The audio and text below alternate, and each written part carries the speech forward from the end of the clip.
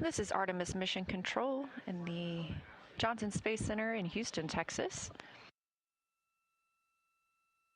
Again, you've got a live view on the left side of your screen of Orion on the Artemis 2 mission, now about 17,300 miles away from Earth. It's been 23 hours, coming up on 23 hours and 15 minutes since Orion launched yesterday as part of the Artemis 2 mission, a test flight, and the first flight of humans aboard the spacecraft.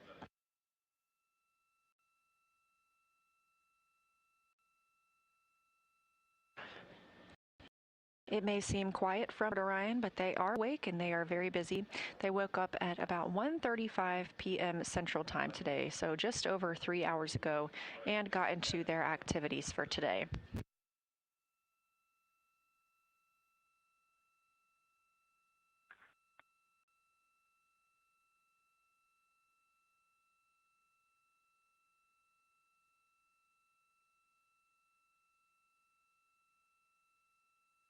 Some of the things the crew has been working on today include preparing for the burn by participating in burn conferences and targeting.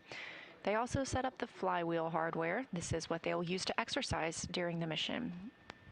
Integrity Houston, we've had a successful wastewater dump. Toyotas, go for use.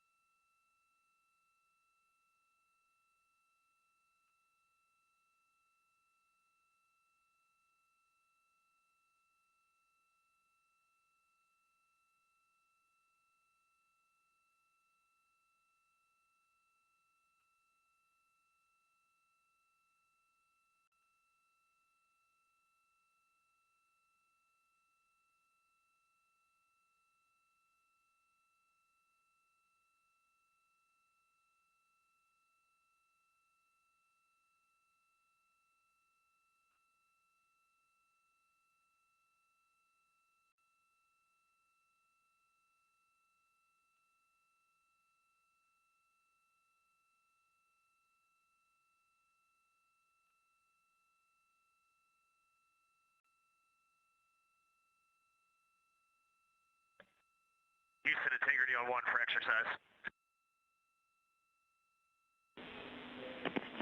Reed, we're with you. I just want to confirm that the arrays are in a good config and you're ready for exercise.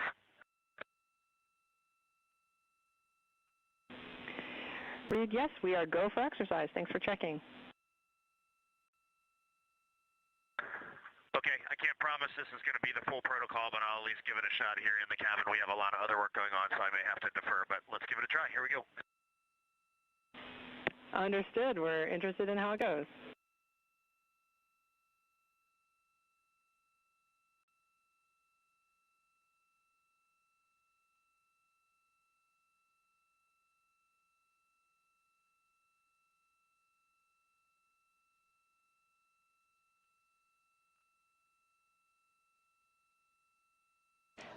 This is Mission Control Houston, specifically the Artemis Flight Control Room.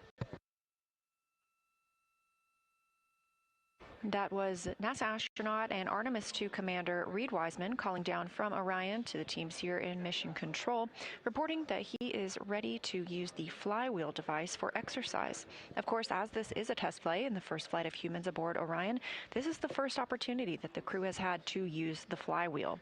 They are slated to exercise for about 30 minutes per day each.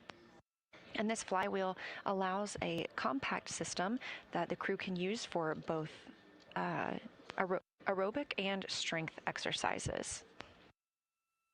In total, the Flywheel weighs only about 30 pounds, and it's the size of approximately a carry-on suitcase, and that's compared to about 4,000 pounds of exercise equipment on the International Space Station.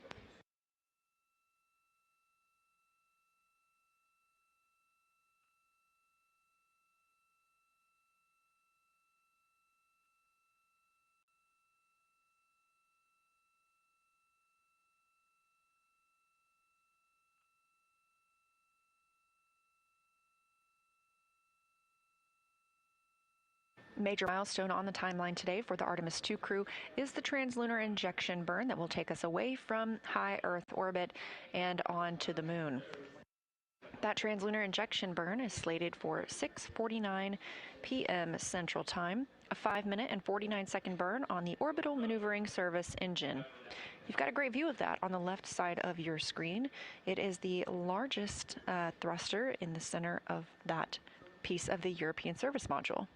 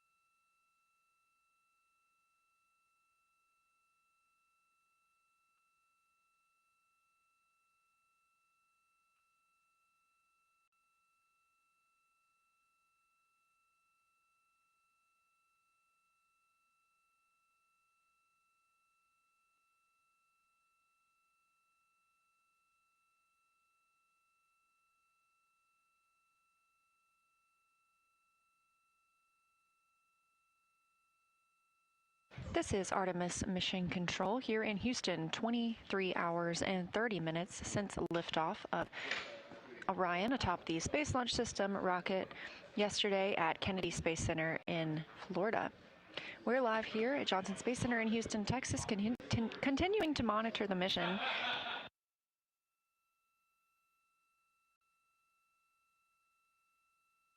On the left side of your screen, you've got a live view from Orion. Currently just over 15,000 miles away from Earth. Currently aboard Orion, Commander Reed Wiseman is exercising using the Flywheel device. That may be the cause of the motion that you're seeing on your screen.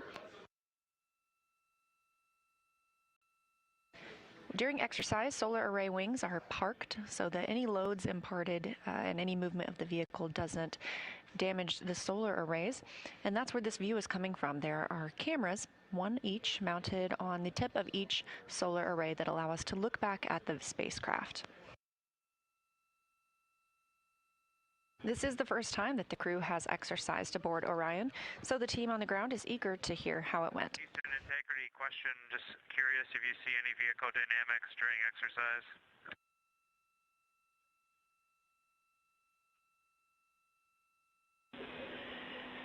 Jeremy, funny you should ask.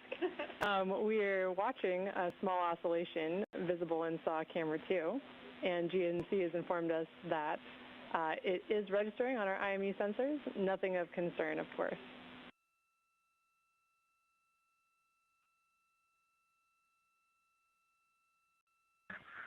Okay, copy. We'll keep Reed exercising.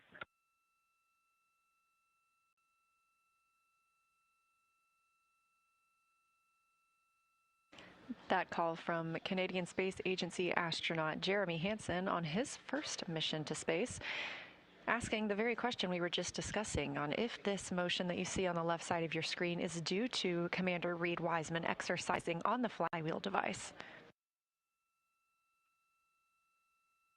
Ground teams here in Mission Control confirm there is no concern with any motion that we're seeing right now, but it is related to the exercise ongoing.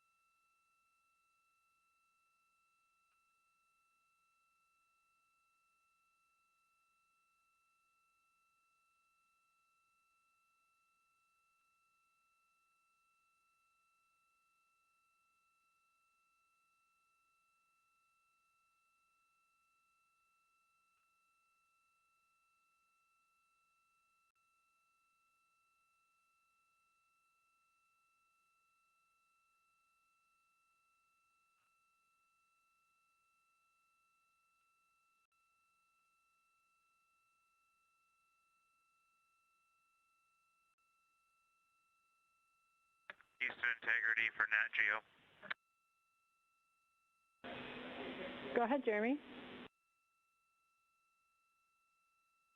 Two questions for you. I did the settings on the GoPro Max, and when I turned it on, everything was wiped clean. So all the settings I updated, and then I turned it off and turned it back on, and 360 video was not there again. So is this something we're going to have to do every time we power cycle the GoPro Max, is re-establish 360 video?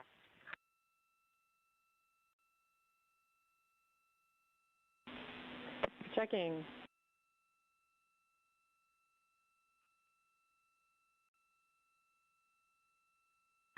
And the other thing you can check on for me is I've got a second GoPro Max here.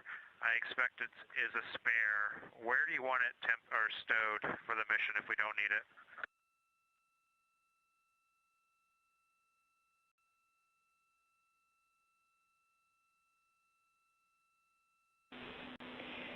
Jeremy, for the second GoPro Max, you can stow that back in the bag it came from, or temp stow about the cabin per crew preference. Just let us know where. And then we're continuing to look into having to set the 360 again. It's definitely not what we're expecting, so we'll see what we can do. Okay, and there's a couple bags things came out of, so it's not clear to me where this one goes back. So if you can tell me where the Nat Geo Pro Max camera should be put back to.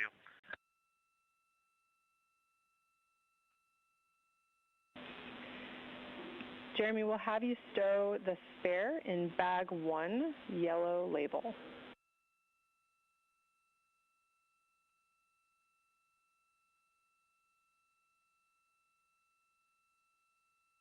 Okay, copy bag 1, yellow label. I assume that is in DE. That's a good readback. And yes, it's in DE.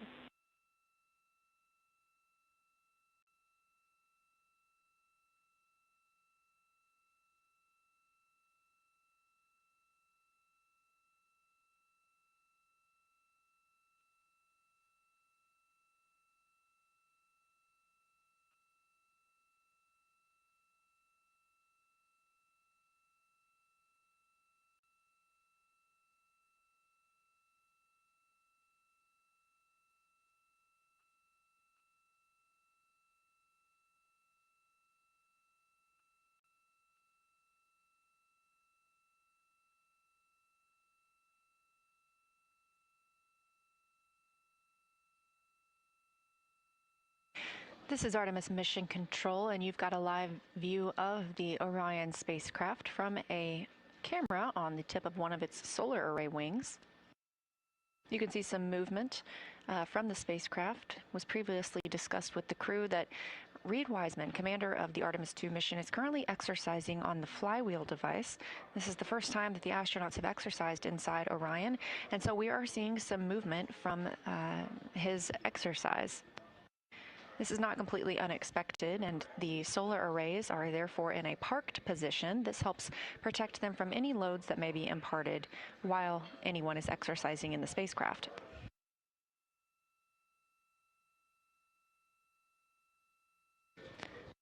We also heard Canadian Space Agency astronaut Jeremy Hansen calling down to discuss Nat Geo and the cameras that he's using. Through a competitive selection process, NASA selected National Geographic to help tell the Artemis 2 story. Therefore, the crew is equipped with several cameras, both Max and Hero 11 GoPros, and each day they are timelined to film from a list provided by National Geographic. Houston integrity for update on water ops. Houston's with you. For your information, from the time we noted we were starting water ops until now, we have about 7 liters stowed in one of the CWCs. That was with 2 people working it, and now we're going down to single person ops. So that's just for your tracking purposes. And can you confirm the total number of liters you're hoping to stow?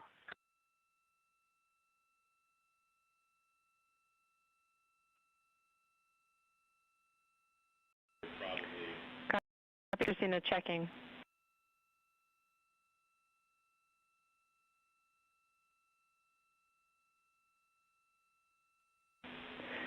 Okay, Christina, thanks for that update. We are seeing roughly the same amount of water removed on our end with 2 people working. We are probably going to work on this for another 20 minutes before we call you off, and then we will take as much water as we can get from those 20 minutes. How copy? We copy all, thanks. And do you have high confidence in your readings? If so, we will stop tracking on our end.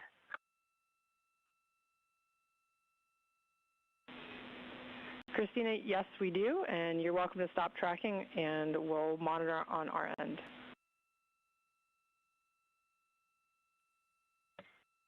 Copy all, thank you.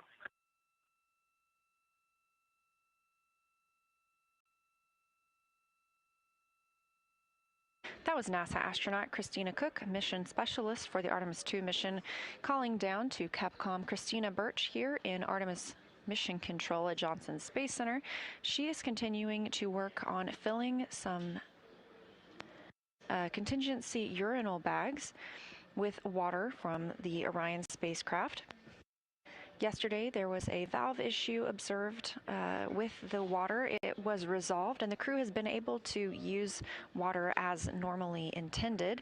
So this is just a precautionary step to gather water as we are heading into the Trans-lunar injection burn, now less than 1 hour and 30 minutes away.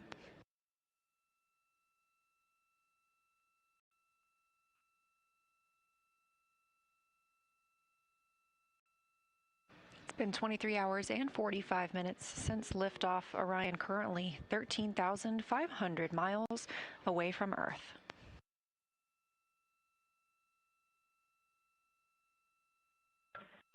Houston Integrity, one more water ops update. We are now switching to the secondary line. Houston copies. And Christina, for your information, when we are complete with this, our temp stow location will be in Locker Delta.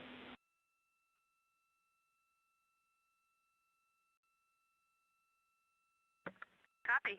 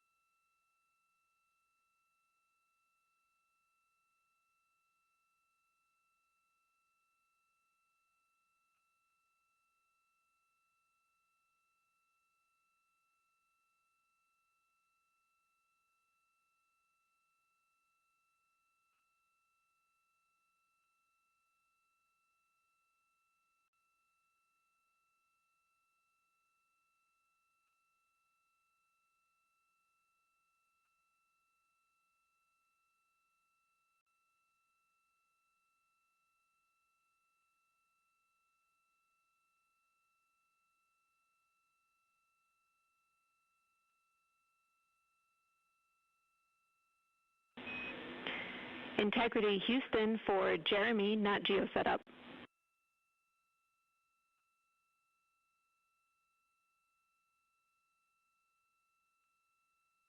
Go ahead, Jenny. Hey Jeremy, what you called down previously about the unexpected settings wipe was a surprise to us as well.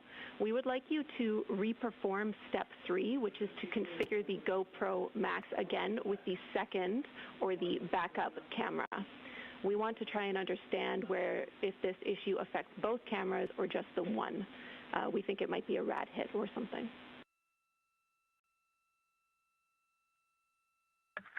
Okay. Luckily, Reed was in the way. I didn't stow that one yet, so I'll go ahead and swap them out and see what happens. All right, thanks. Good job, Reed.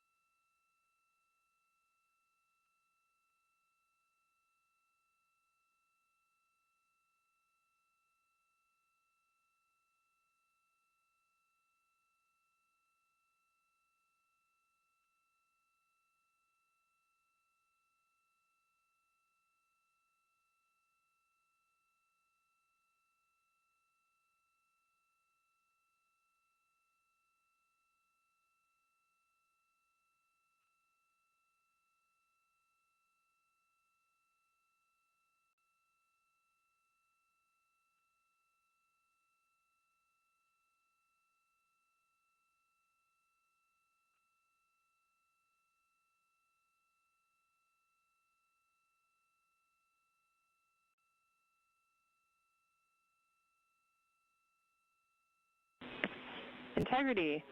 Plus X flange heaters are on and prop avionics are configured.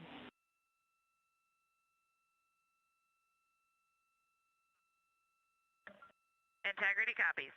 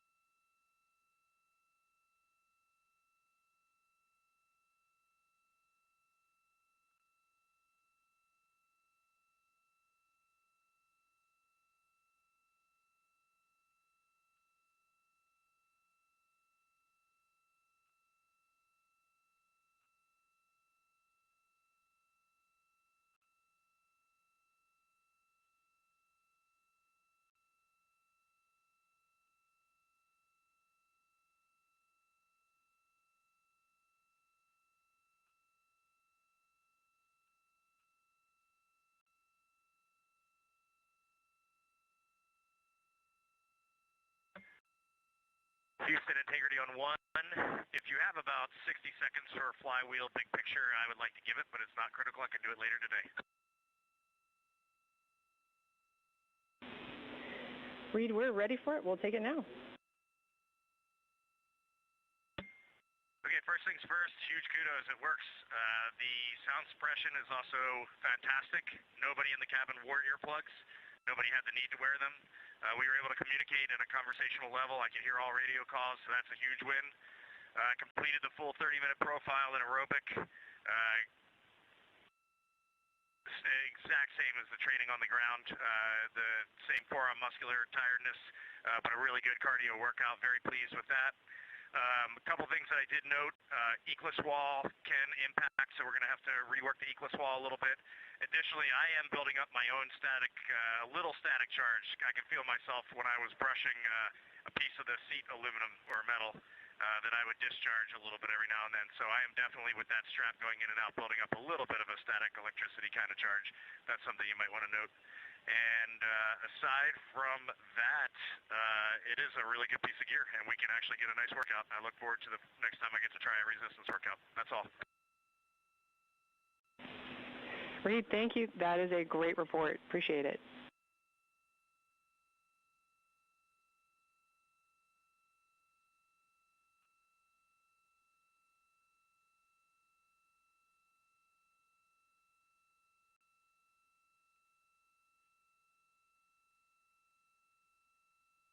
This is Artemis Mission Control in Houston, Texas. Commander Reed Wiseman has completed exercise on the Flywheel device. This is the first time anyone in Orion has exercised, and so he called down to the teams here on the ground reporting some of the things he learned during that time frame, including just some static electricity building up while he was using the Flywheel. This is a test flight, and so every single piece of data is brand new and helps us prepare for future missions.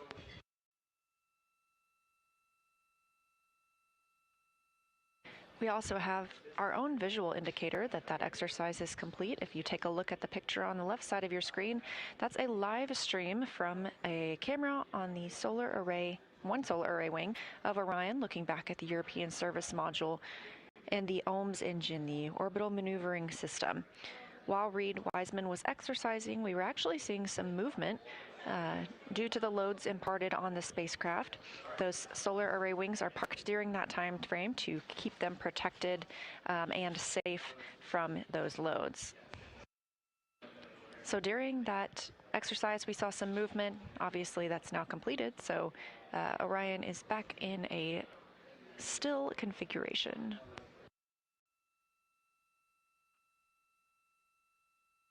The spacecraft continues to get closer to Earth, now 11,790 miles away. When the Orbit 1 team came on console at 1:30 p.m., so about 4 hours ago, we were approximately 25,000 miles away from Earth. We'll continue to get closer and closer to our home planet until about 6:49 p.m. Central Time. We will be 115 statute miles away from Earth at the time of the Trans-lunar injection burn.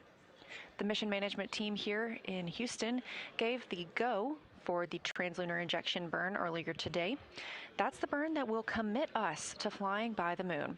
Since launch, we've been in a high Earth orbit and maintained there thanks to some perigee and apogee raised burns.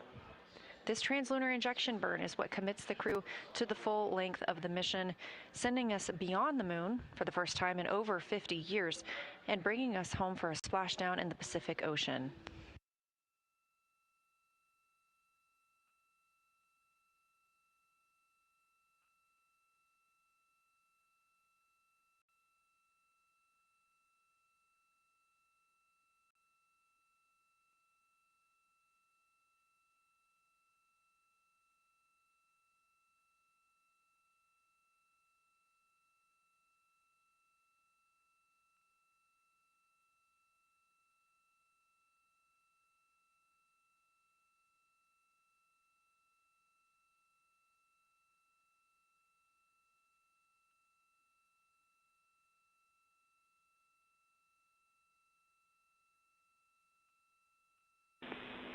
Integrity Houston for burn plan uplink update. Go. All right, we have updated burn plans in 5 different slots.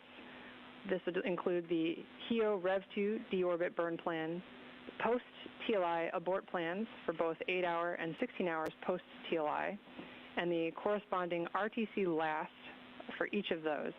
And those slots will match what you have in your burn plan. Let me know if you want any more info.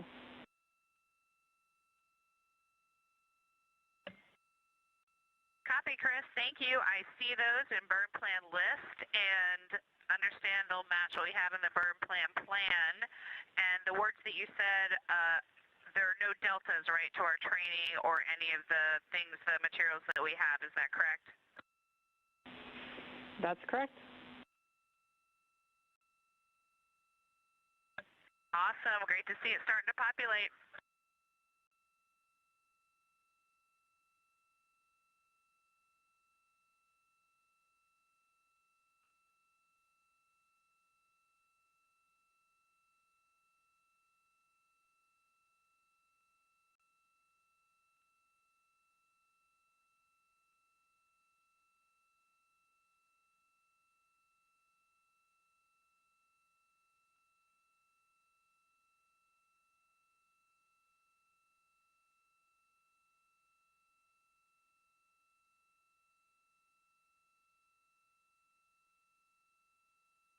Now just over 24 hours into the Artemis 2 mission, after successful and smooth liftoff and ride to orbit yesterday on the Space Launch System rocket and the Orion spacecraft, our Artemis 2 crew is currently 11,260 miles away from Earth. This is a visualization of the spacecraft as the teams are reconfiguring cameras ahead of the Trans-lunar injection burn. Trans-lunar injection burn time of ignition is targeted for 1 hour and 12 minutes from now. That correlates to 6:49 p.m. Central Time. That burn will be using the orbital maneuvering system engine thruster on the European service module attached to Orion. It'll be a 5-minute and 49-second burn when the spacecraft is just 115 statute miles above Earth. The Trans-lunar injection burn will send us beyond the moon and commit us to a splashdown. That splashdown currently targeted for April 10th.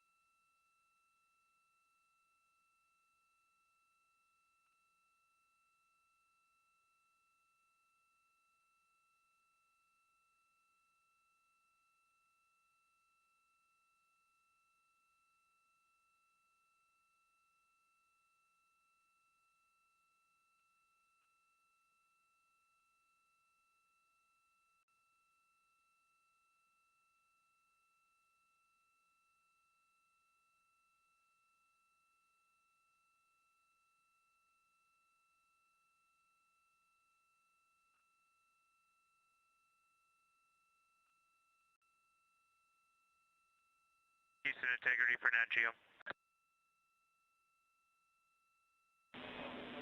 Go ahead, Jeremy.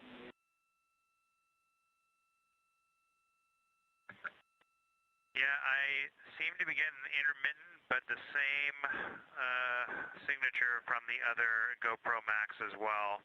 That if I power it off, even when I leave it plugged in, so I don't think it's a battery issue, it defaults or it comes back on into regular video, not 360 video.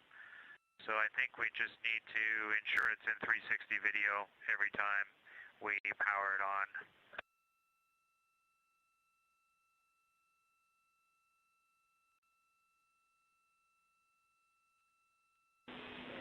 Jeremy, thanks for doing all that troubleshooting for us. That sounds like a working plan for now, and we'll see what other troubleshooting we can do on our end. Thanks. Okay, the one thing that would make that easier for us and to help prevent us from making a mistake is if we mount it such that the screen is facing the working volume of the vehicle. The procedure suggests having the screen face the bracket, but since it's 360 video, I'm wondering if that really matters.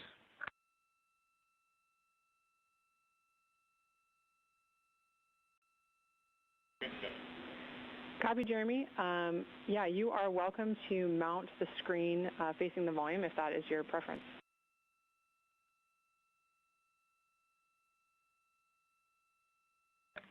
Okay, that's what we'll do.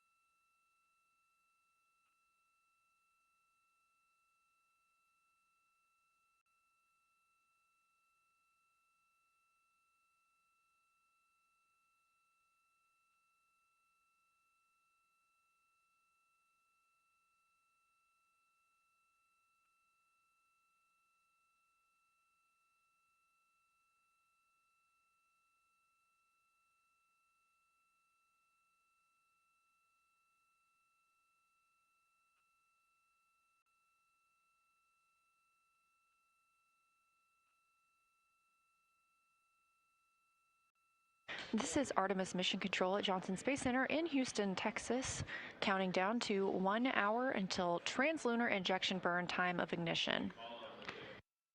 On the left, the data visualization you're seeing is ARROW, the Artemis real-time orbit website. If you look closely, you can see we are now under 10,000 miles away from Earth. That will continue to decrease until we get to 115 statute miles above our home planet. That'll be the closest a crew is to the planet until they return for their splashdown on flight day 10.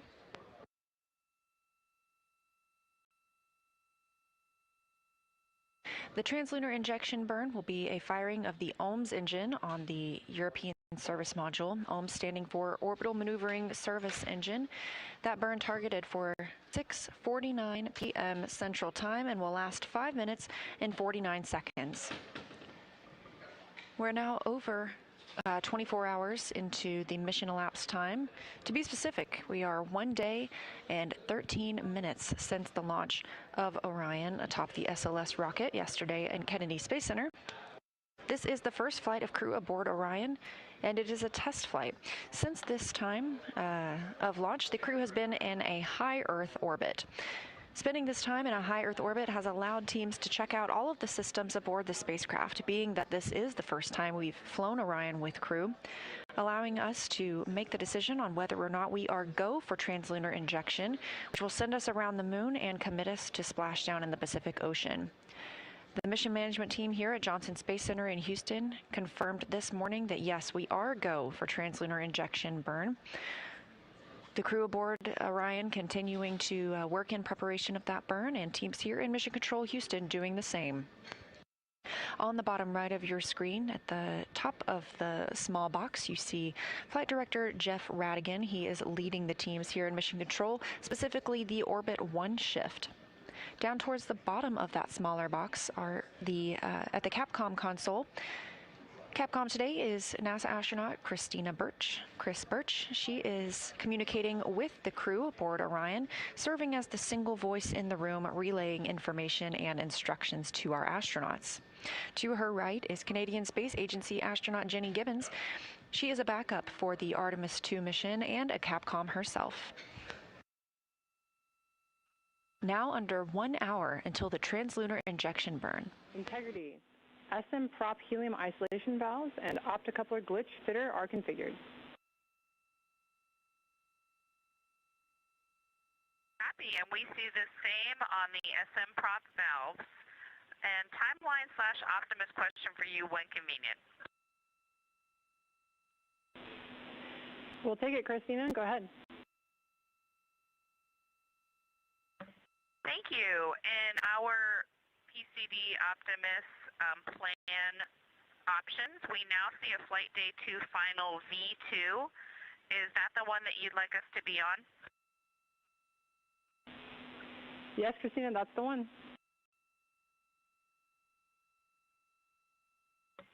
Copy that. And question, if we put crew notes on a previous plan, like the Flight Day 1 plan, after these plans were uploaded, but before we switch to them, will you still get those?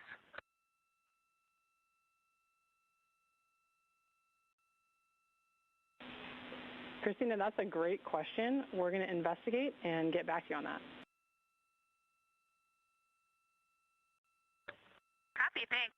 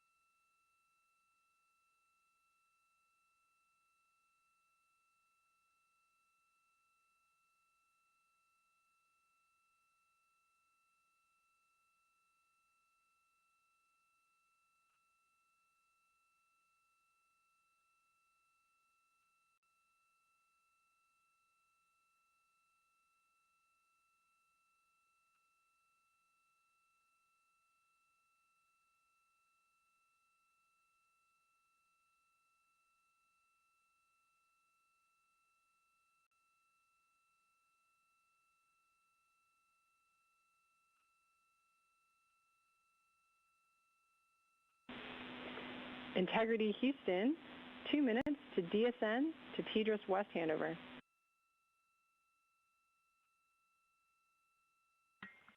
Integrity.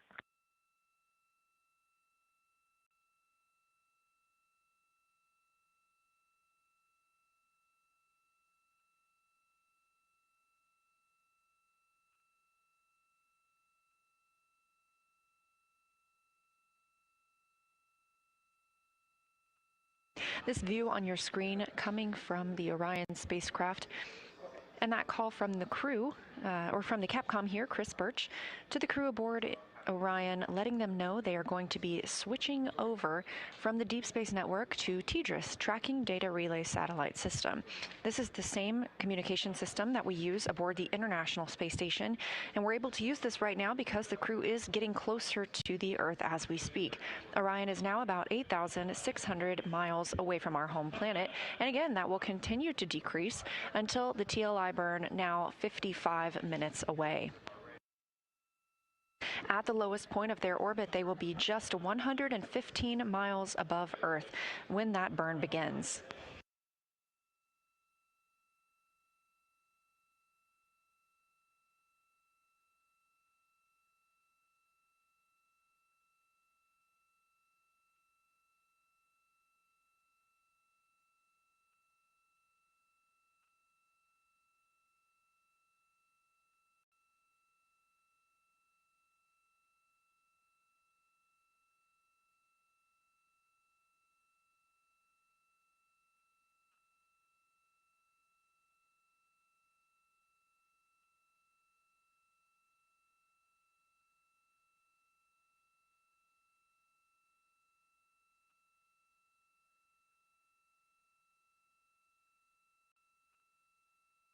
And we are handing over to the Tracking Data Relay Satellite System. So we're back to that visualization.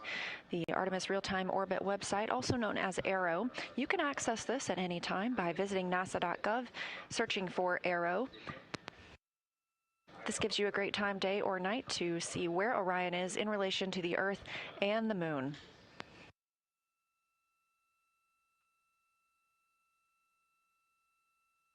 It's been about 4.5 hours since the Orbit 1 team that's working in Mission Control Houston came on console.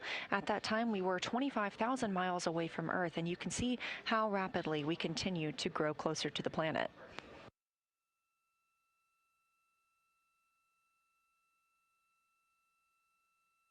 The crew woke up at about 1:35 p.m. Central Time today and has since been moving through their timeline, which included setting up the exercise device. Commander Reed Wiseman using that Flywheel exercise device for the very first time. The crew has also been filling water bags. There was a water valve issue yesterday. It has since been resolved, and the crew was able to use the water dispenser as planned.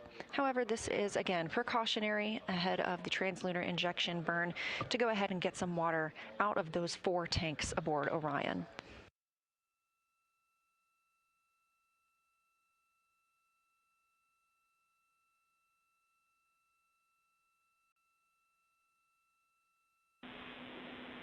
Integrity comm check on TDRS West.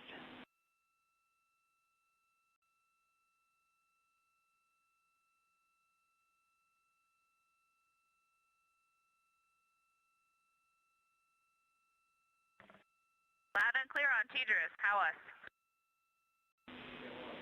We have you the same. And Christina, while I have you, with our proximity to TLI, we'd like you and Victor and whoever else is working on the water bag ops to please stand down, and we will focus on our TLI prep. And also please confirm that you are complete with exercise.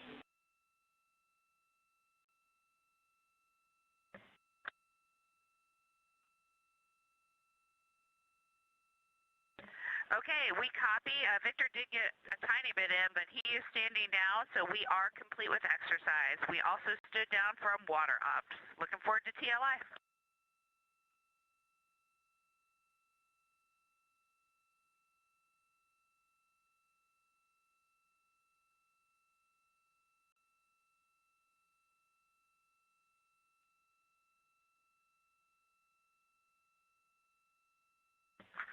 Houston, one clarification on exercise when you got a second.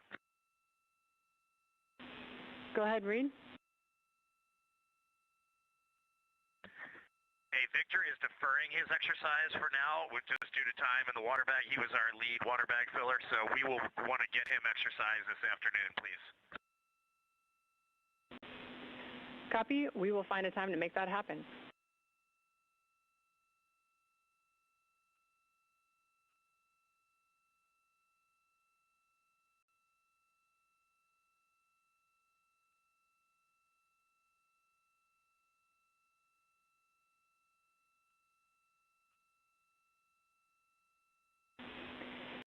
Integrity for some Nat Geo troubleshooting for Jeremy when you have a moment.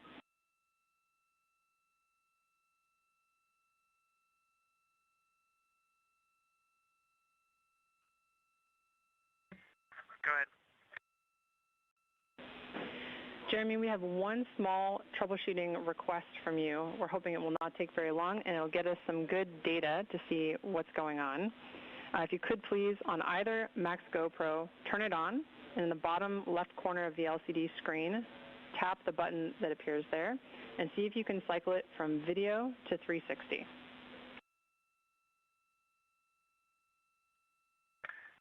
Yeah, I can. That's how I've been getting it to 360 mode, is by tapping that. Okay. Copy, Jeremy. Thanks. Good data. And then for Reed specifically, but also the entire crew, there is a crew message on board for GoPro exposure adjustments.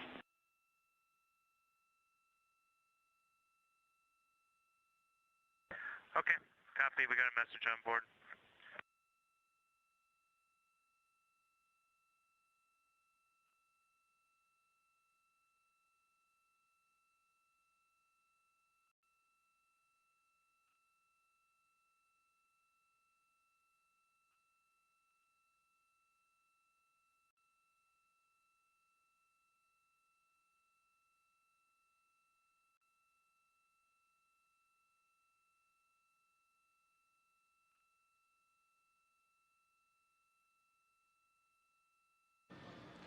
One day and 25 minutes mission elapsed time into the Artemis 2 flight, the first flight of humans aboard the Orion spacecraft. Our crew is NASA astronaut and Commander Reed Wiseman, pilot Victor Glover, mission specialist Christina Cook, and mission specialist and Canadian Space Agency astronaut Jeremy Hansen. Teams here in Mission Control Houston are preparing for the Burn conference, during which they'll call up to the crew the status of the vehicle, any actions they need to take for the Trans-lunar injection burn. Trans-lunar injection burn time of ignition. I've got some AGA ratings for you before we power it down when you're ready. Thanks, Jeremy. We're ready for those. Okay, CO2 is only 1.2. O2 is 19.1, temperature is 73.1, and the pressure is 14.4. Great readings. Thanks.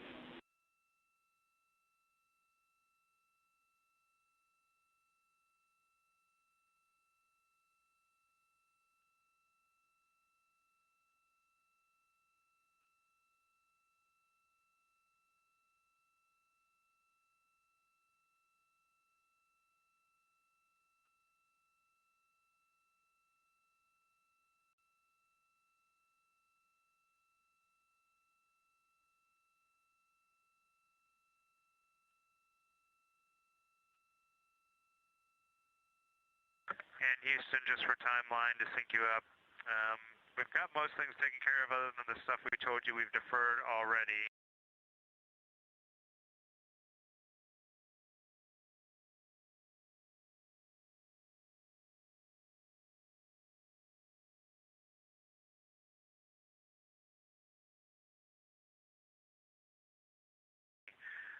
The portable speaker, we've got it out, but we're not going to turn it on. We haven't had a need for it yet, and we know there's some ground settings, so we don't want to get into that before TLI. So we'll just leave it, and we'll get to it later. And then we do want to get some exercise for Victor later. He didn't get much time on that. Other than that, you have any questions on our timeline?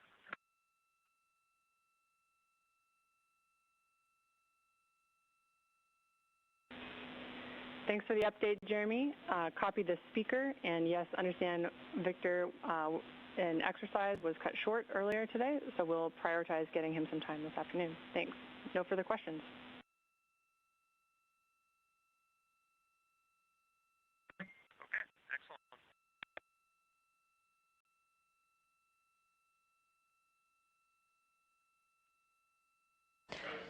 Calls from the crew aboard Orion down to Mission Control here. Integrity, Starfield maneuvers are starting in 2 minutes.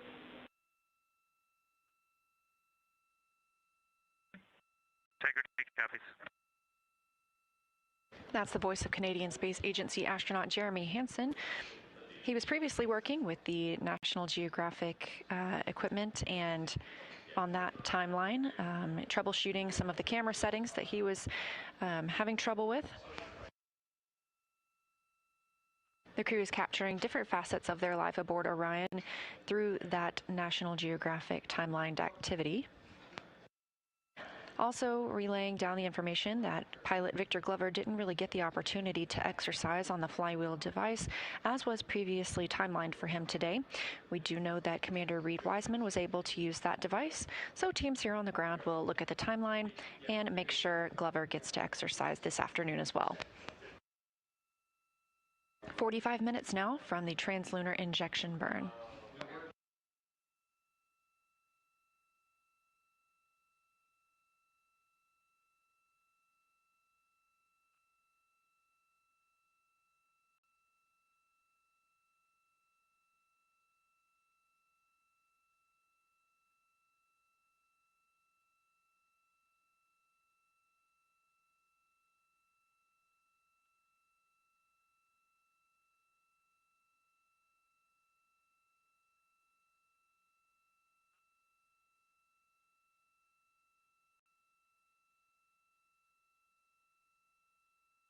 Houston integrity, we just want to make sure in step 15 there's no change to the final burn plan.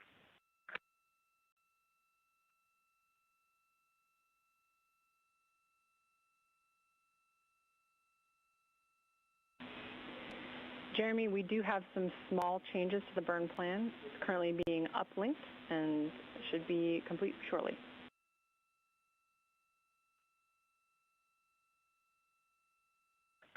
Okay, copy that.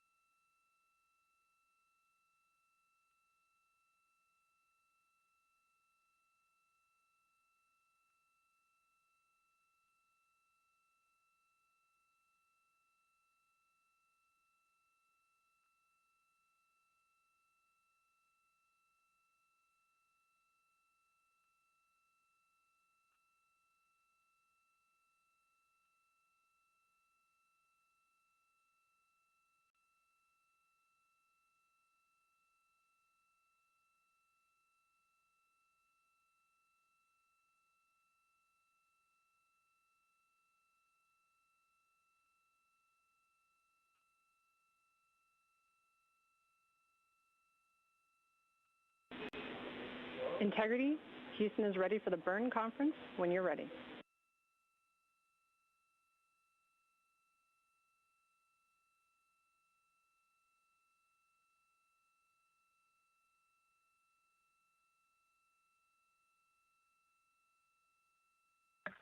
Okay, we're ready on board, go ahead. All right, the final burn plan has been uplinked. It's on board. We have no new vehicle statuses. I have 3 deltas to the burn pad, referencing burn pad with UTC ground generation, 92 days, 17 hours, 40 minutes, 0 seconds. Let me know when you're ready to copy.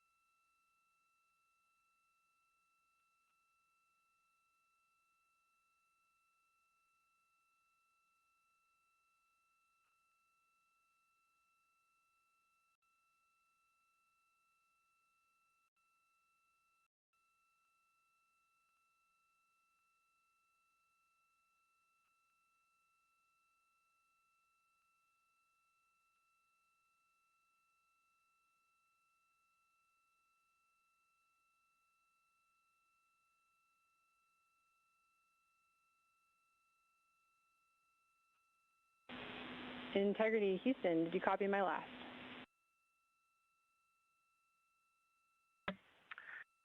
Yeah, we did. Well, we copied you talking about the UTC time. We called you, but then didn't hear back, so I'll just start over. We are looking at UTC burn pad that we started with earlier today that we changed to V3. It's day 92 and time is 1740, correct? And we'll save that as version 4. That's correct, Jeremy. Are you ready for the deltas?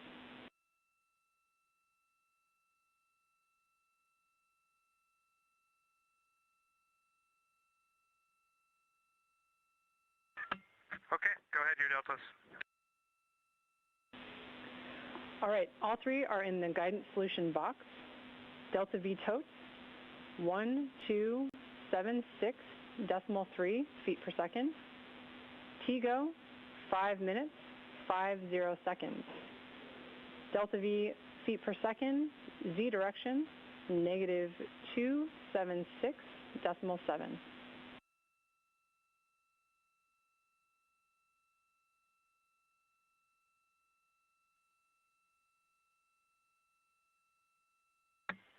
Okay, we're going to take another second of TGO, and we changed the Z direction, and we got the new delta V tote of 1276.3. Good read back.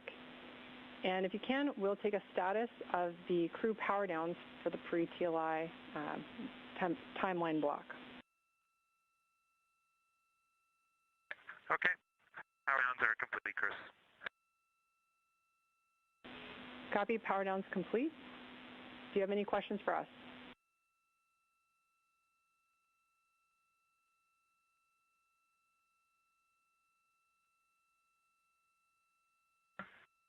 We don't have any questions, and I guess we might as well ask you for a go for targeting at minute 31.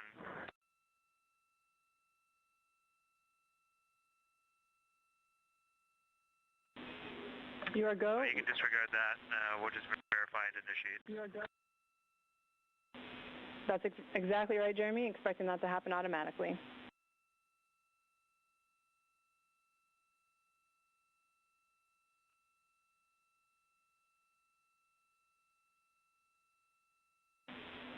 And integrity starfield maneuvers are complete.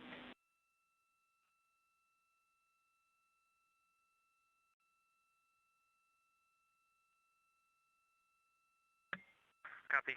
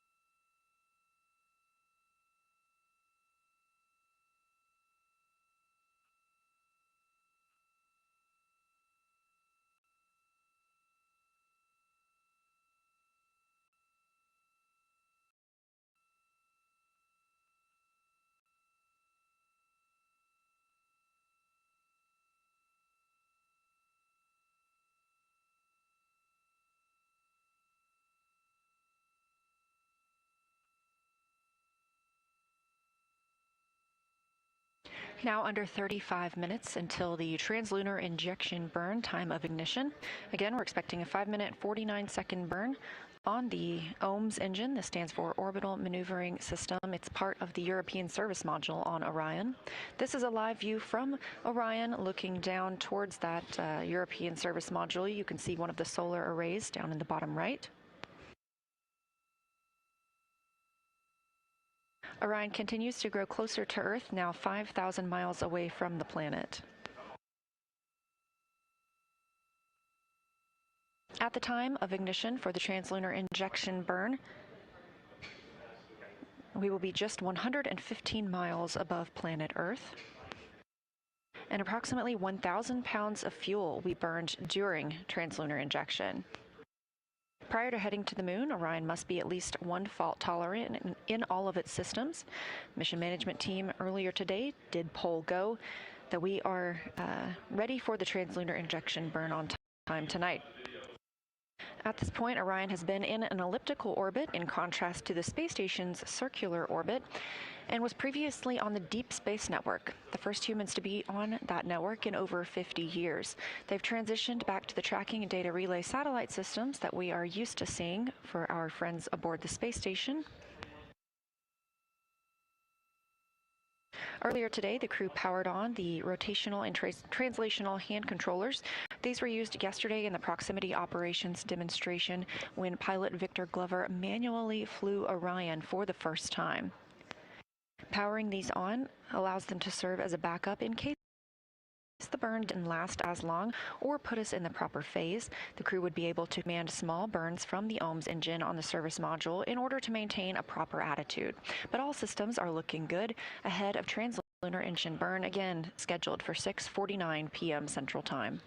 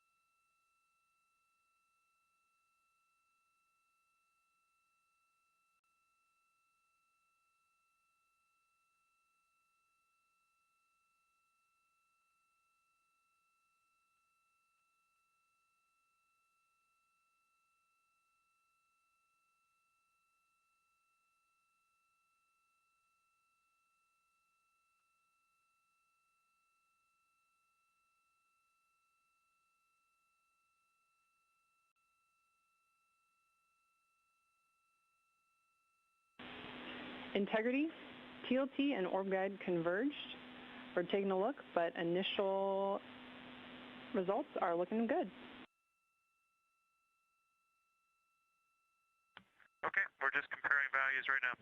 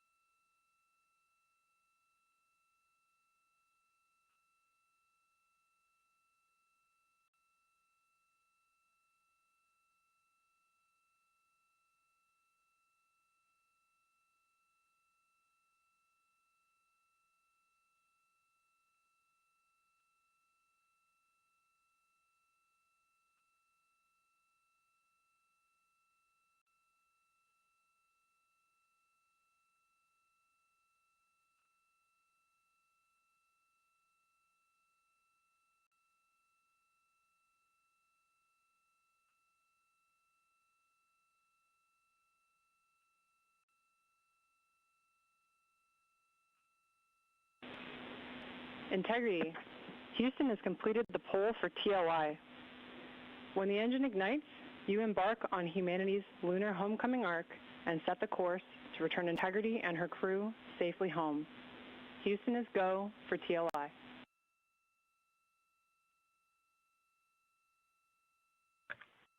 Integrity copies, and your Integrity crew is go for TLI.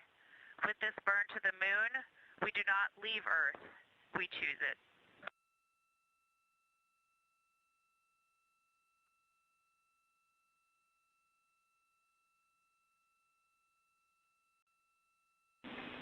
Integrity copy. Thanks for those beautiful words.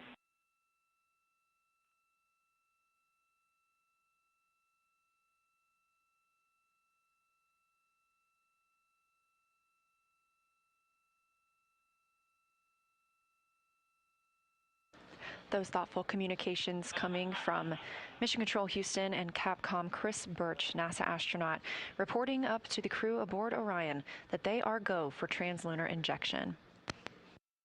Equally thoughtful words coming back down from mission specialist NASA astronaut Christina Cook, ready for translunar injection to fly by the moon and also return home to our planet.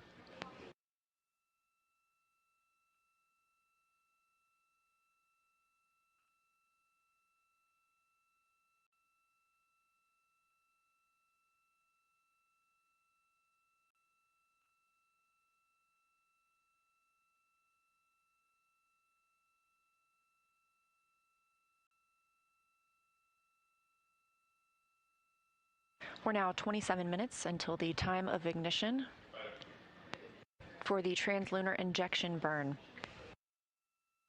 Orion now only 3,700 miles away from Earth. Again, that'll...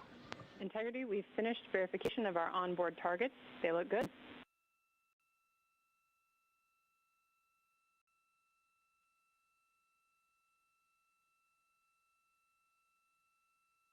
Okay, Chris, our comparison looks good as well. We copy.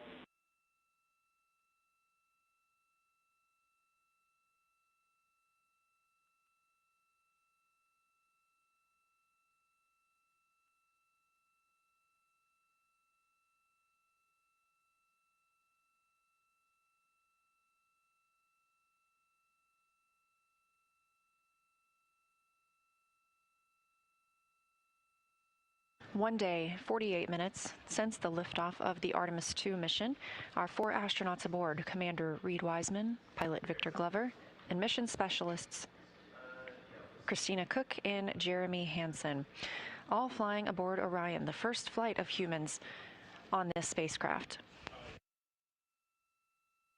We are 25 minutes away from the time of ignition of the translunar injection burn. This is a 5-minute, 49-second burn on the orbital maneuvering service engine on the European service module. The view on the left side of your screen, looking down towards that portion of the spacecraft, you can see the solar arrays, which gather power from the sun and store that in Orion's batteries. The spacecraft now 3,400 miles away from Earth. That'll continue to decrease until the time of ignition for translunar injection, when the spacecraft will be just 115 miles above our planet's surface.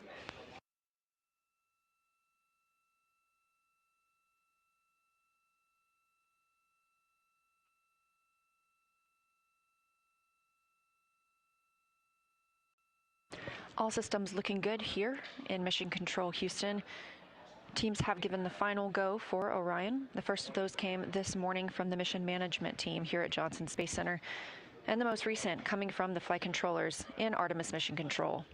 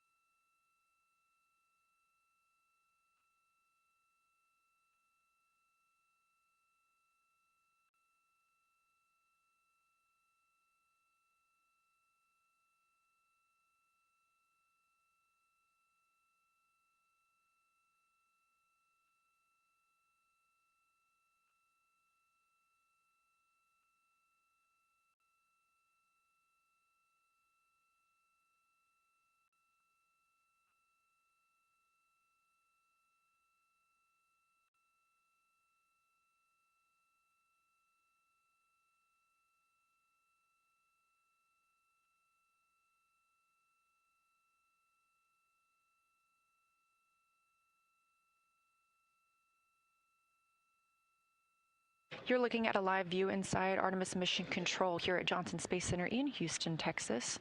Flight control team, specifically the Orbit 1 flight control team on console, being led by Flight Director Jeff Radigan. You've also been hearing the voice of Capcom Chris Birch, a NASA astronaut communicating with the crew aboard Orion.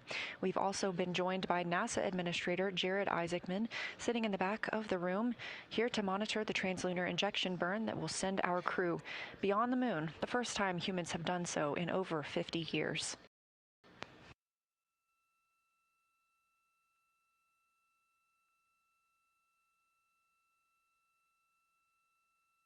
Orion is now under 2,800 miles away from Earth.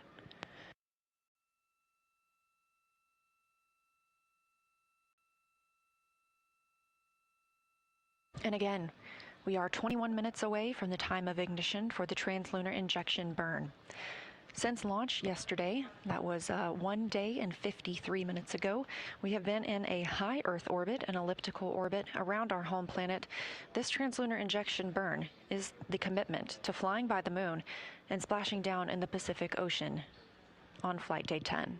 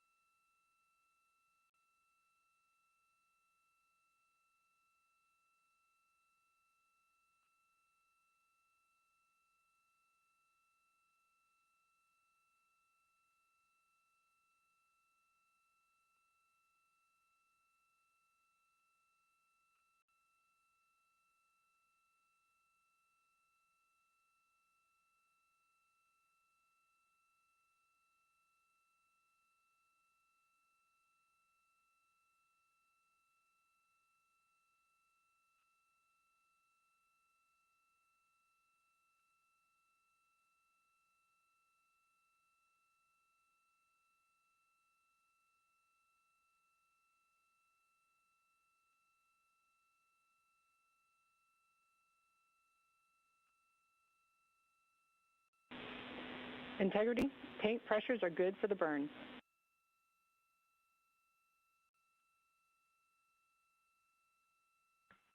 Integrity copies.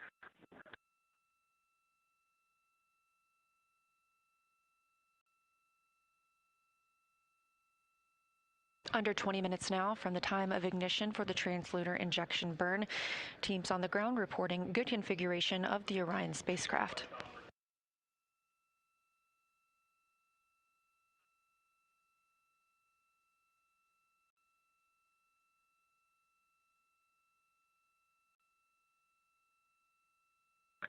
All right, and Houston, we're showing DBDT, it's fluctuating, but 0.0129,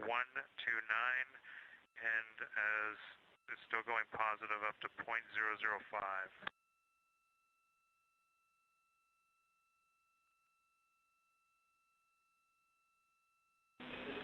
Copy, Jeremy. And we're watching the Eclipse cabin leak. Copy, Jeremy.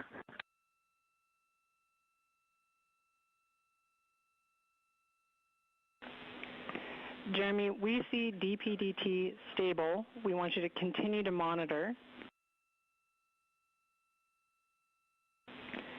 Continue to monitor via procedure number 2.1.0. I just noticed a change in the fan speeds just prior to that.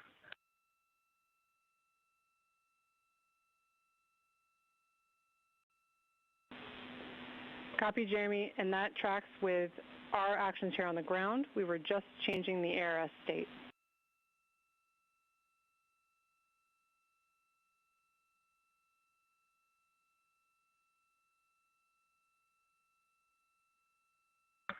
Okay, we will continue to monitor this as well with you in parallel, and we'll keep progressing with the burn.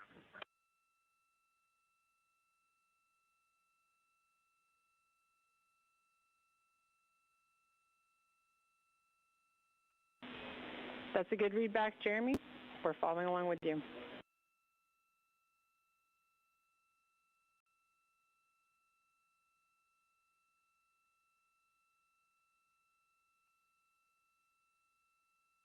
Calls from Mission Control Houston and Orion as they received a cabin leak warning. However, teams on the ground were transitioning the air revitalization at that time. The crew will continue to monitor the status inside the cabin. However, we are still go for trans-lunar injection burn at this time.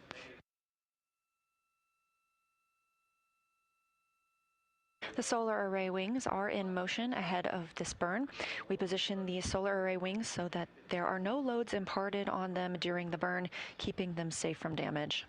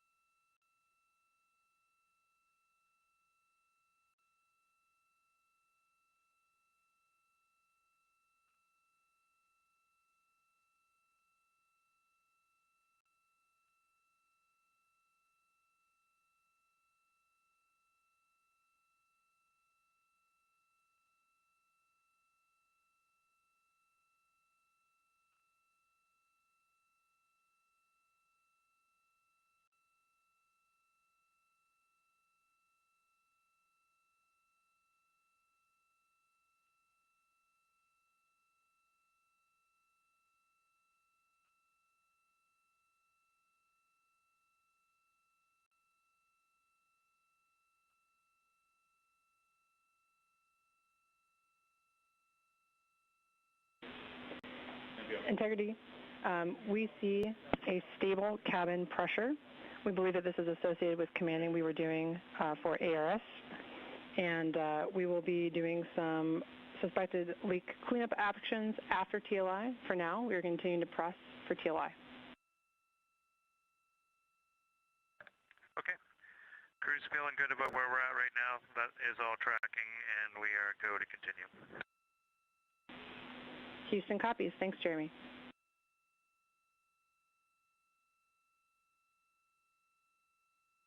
After looking at the data here on the ground, further confirmation from the teams that they believe the warning the crew received was when they switched over the air recirculation system following the exercise that occurred earlier.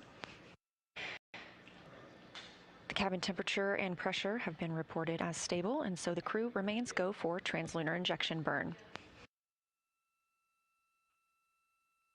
They'll take some actions to clear that warning that they received after the trans-lunar injection burn, which is targeted to start just about 14 minutes from now. That burn, 5 minutes and 49 seconds, will be on the Orbital Maneuvering System engine, part of the European Service Module. We are now 1 day and 1 hour into the flight of Artemis 2.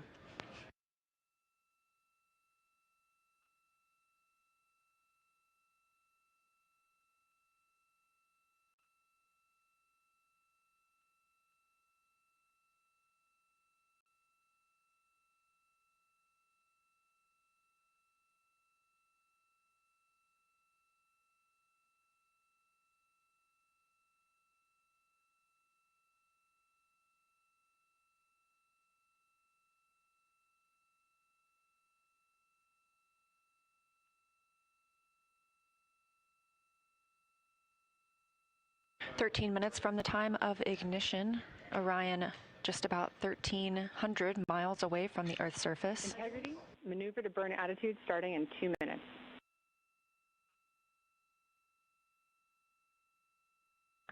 Integrity copies.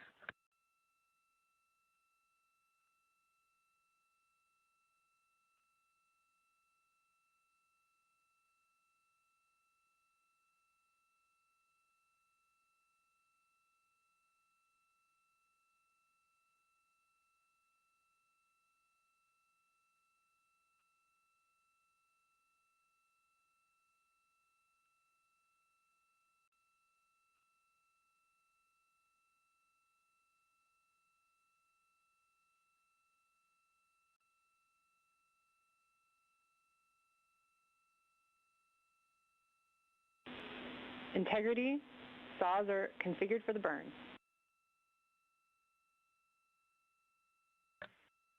Copy, saws. The calls you hear in Mission Control Houston coming from Capcom NASA astronaut Chris Birch up to the crew aboard Orion. The solar array wings have been configured into the position for the burn. They are moved forward up toward Orion and away from that orbital maneuvering system engine. This protects the solar arrays during the burn, keeps them safe from any loads that may be imparted from the thruster as it fires. Again, coming up on 11 minutes until the time of ignition, and we are standing by for Orion to maneuver into the burn attitude.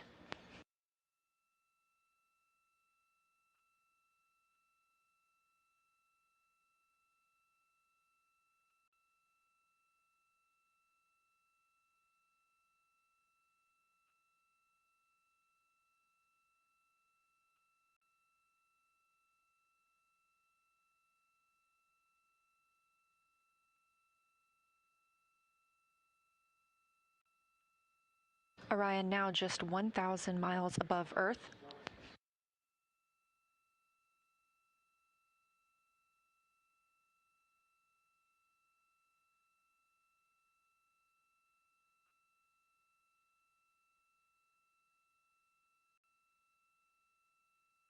Just over 10 minutes until time of ignition for the trans-lunar injection burn that will send Orion beyond the moon and commit us to a splashdown in the Pacific Ocean on flight day 10.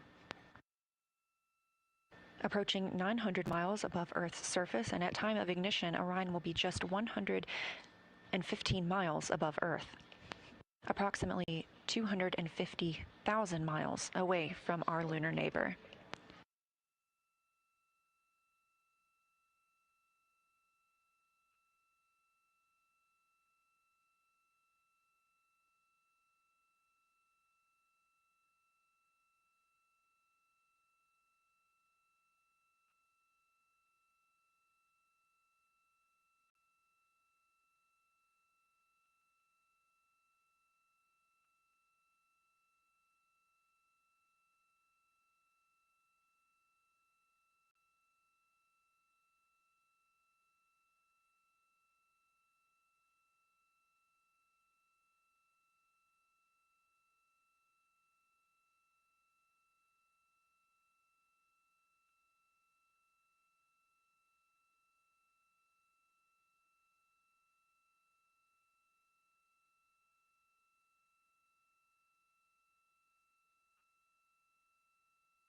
Quiet here in Artemis Mission Control at Johnson Space Center in Houston, Texas, as we approach the trans-lunar injection burn. Less than 9 minutes away from time of ignition of this 5-minute, 49-second burn.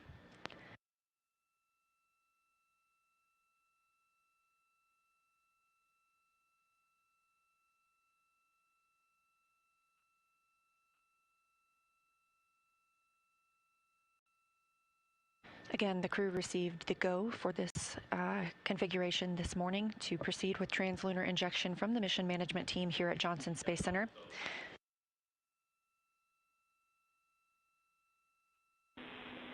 Integrity, roughly 1 minute left in our maneuver to burn attitude. Okay, we show the same.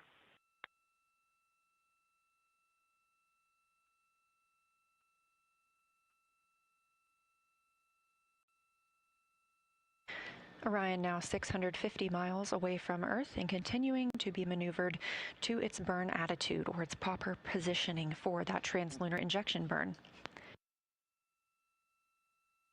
All flight controllers here continuing to monitor their systems, and everyone remaining go for our journey to the moon.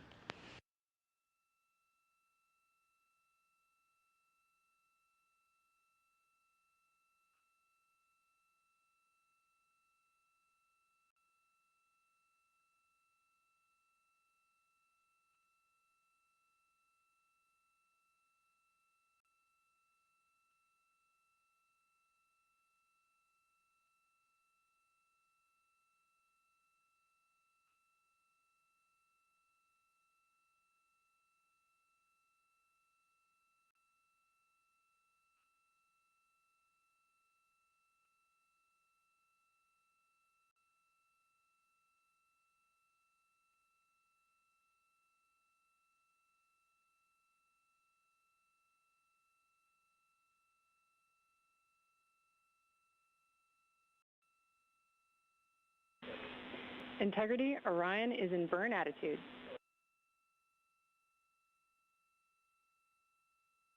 Okay, we show the same.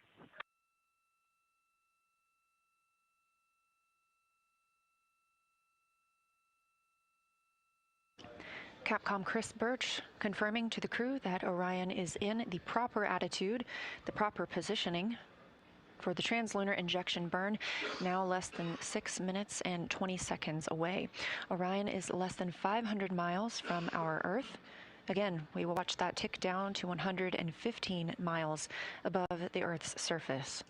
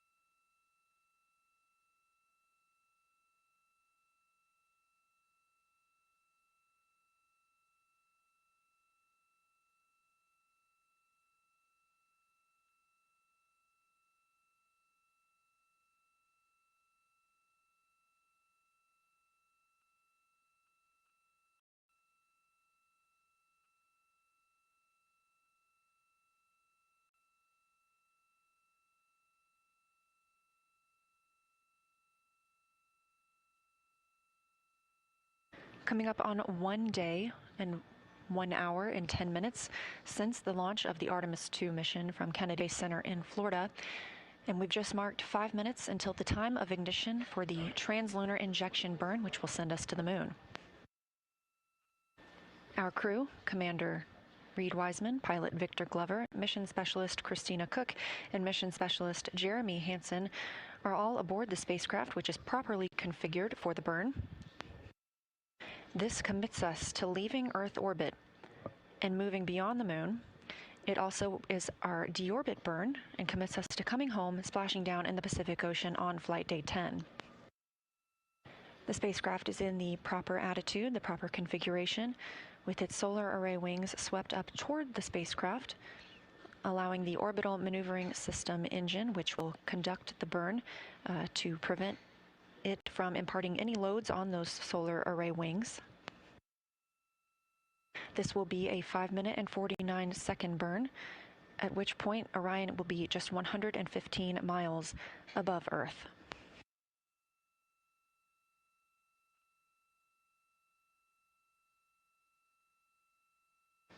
It remains quiet here in Artemis Mission Control at Johnson Space Center in Houston, Texas, as teams continue to monitor their systems. Everything's still looking good, and everyone go for trans-lunar injection.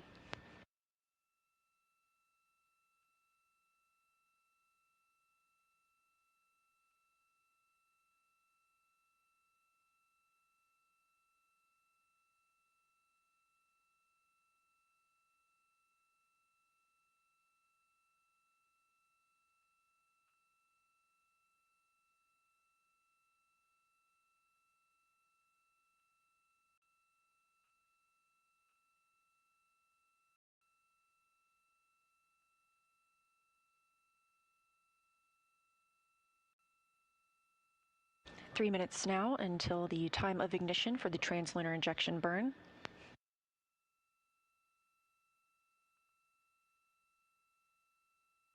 Orion now 190 miles above Earth's surface, 248,600 miles away from the moon.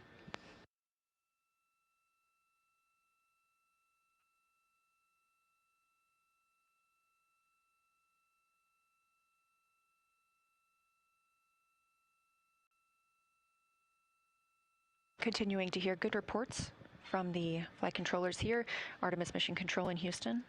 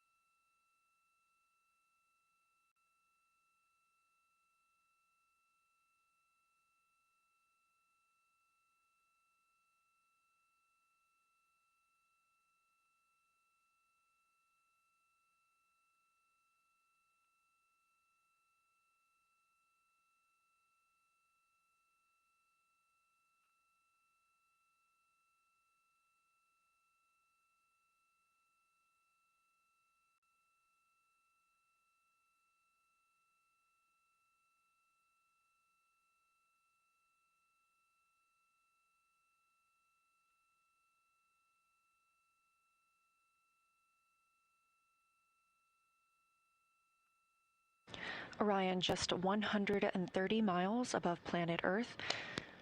As we mark 1 minute until the time of ignition of the trans-lunar injection burn, correction to an earlier report, that will be a 5-minute and 50 burn on the orbital maneuvering services engine.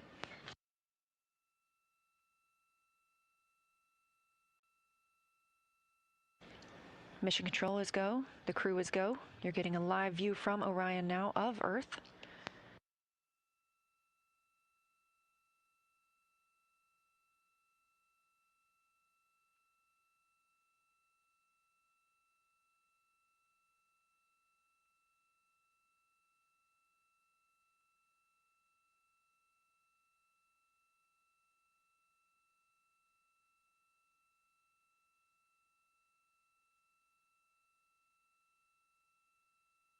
Ten seconds until trans-lunar injection burn start.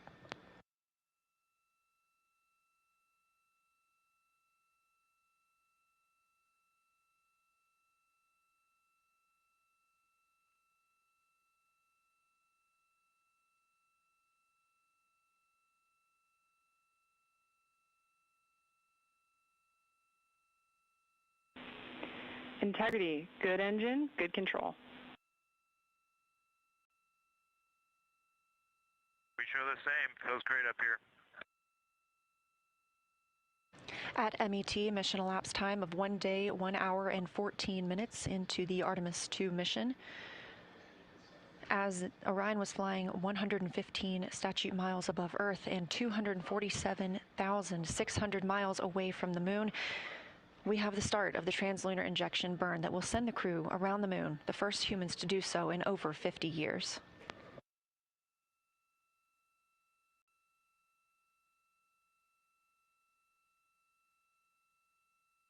Again, this will be a 5-minute and 50 burn on the orbital maneuvering service engine, part of the European service module.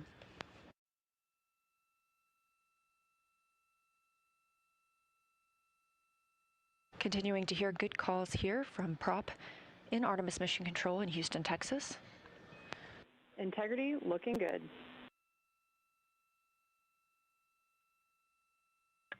Integrity copies.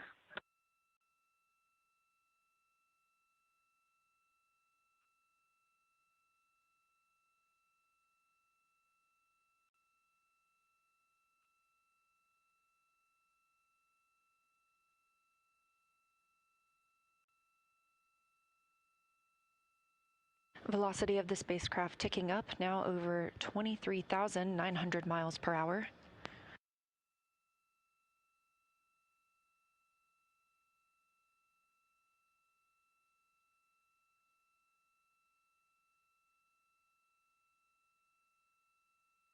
Two minutes into this 5-minute and 50 burn. Continuing to get good calls here in Mission Control Houston from all flight controllers.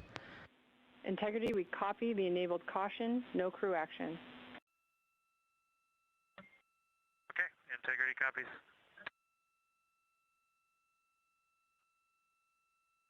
The crew did receive a caution on their screen and have no action at this time. We continue to burn the trans-lunar injection burn.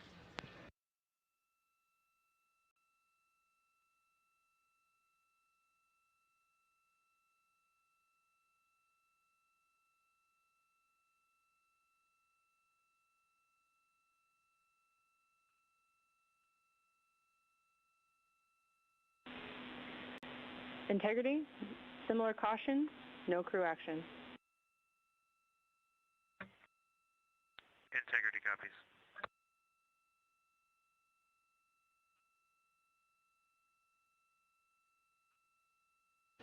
Over 3 minutes now into the trans-lunar injection burn.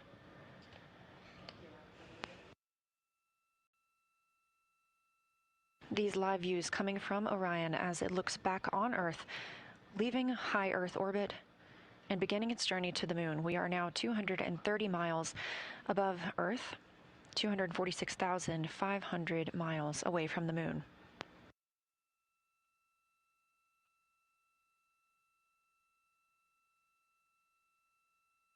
Again, this burn started on time, MET, mission elapsed time, 1 day, 1 hour, and 14 minutes. We are targeting a 5-minute and 50 second burn. We've just hit the 4-minute mark into the burn. Quiet here in Mission Control Houston as flight controllers continue monitoring all systems. Everything looking good.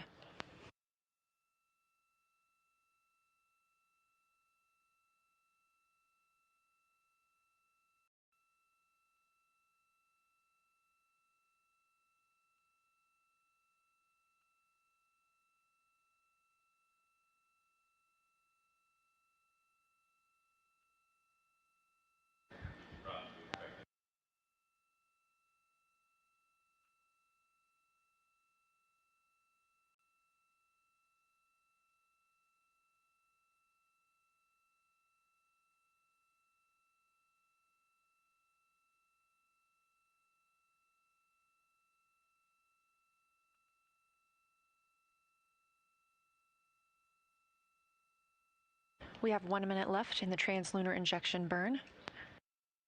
Everything continuing to look good. Again, these live views coming to you from Orion as it looks back on Earth and begins its journey to the moon. And this, a live look inside Mission Control Houston. Flight Director Jeff Radigan monitoring all of the Orbit 1 teams.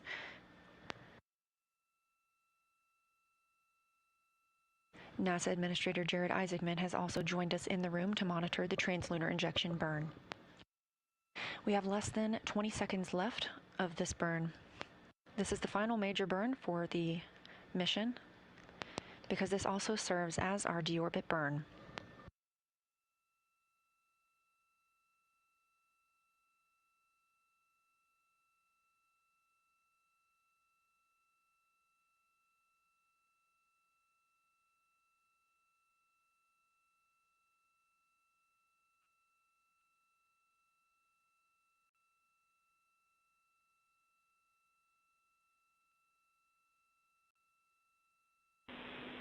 Integrity looks like a good burn. We're confirming.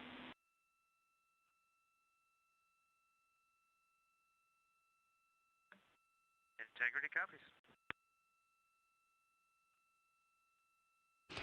Confirmation from teams here on the ground to the Artemis 2 crew aboard Orion. We have trans-lunar injection burn cutoff and early reports that it was a very good burn.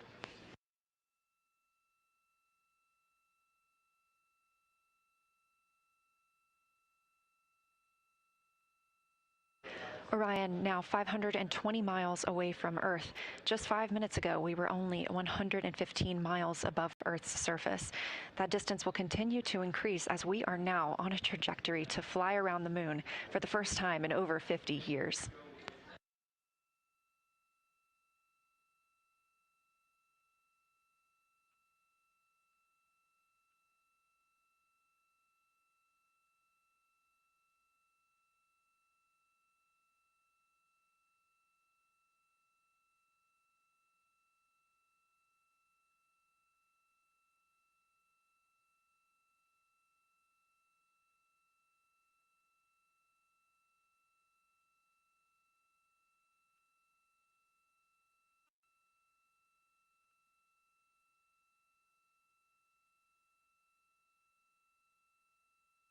Live views from the Orion spacecraft as it looks back on Earth following completion of the trans-lunar injection burn, the burn that commits us to flying around the moon.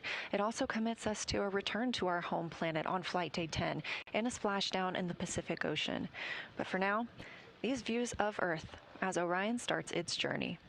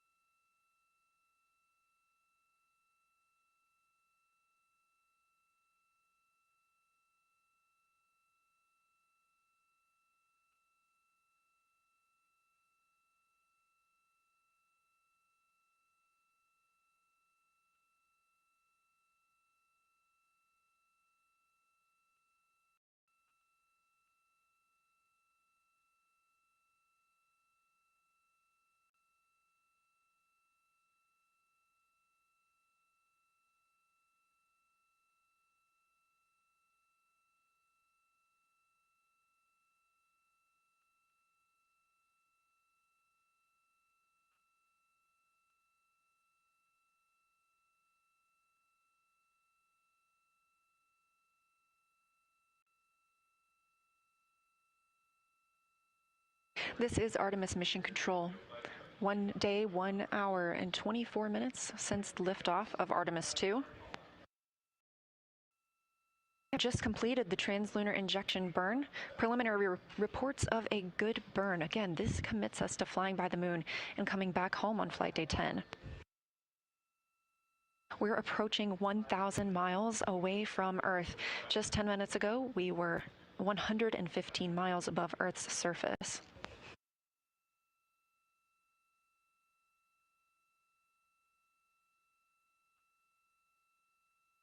Since launch, Orion has been in a high Earth orbit.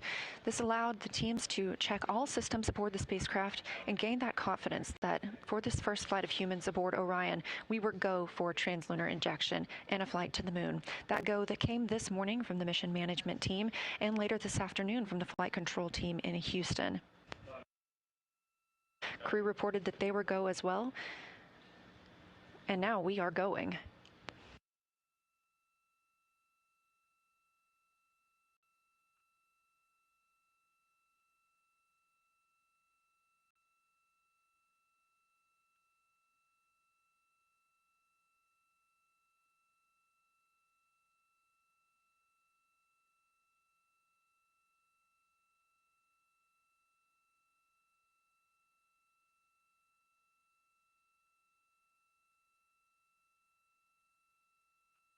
Teams in Mission Control Houston continuing to provide good reports on all systems aboard Orion. And Houston Integrity, we just wanted to share a little bit of the sentiment up here as we came around the planet, and we're zooming over just 100 nautical miles above it if you got a moment. Please, Jeremy, we are all ears.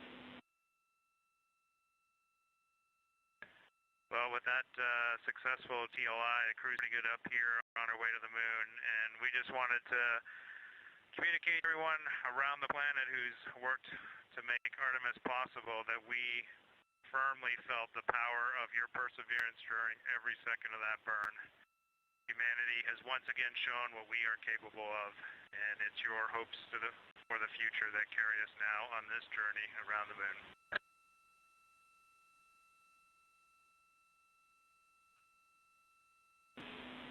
Thank you for those words.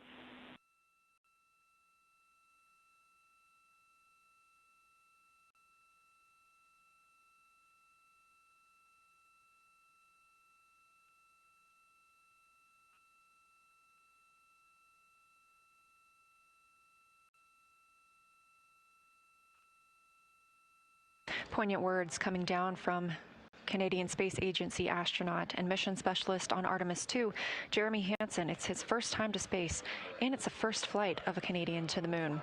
Hugs there at the Capcom console from NASA astronaut and Capcom, or capsule communicator, Chris Birch, with Artemis 2 backup and Canadian Space Agency astronaut Jenny Gibbons. We're now over 1,000. Integrity, 2 minutes until a TDRS West to TDRS East handover.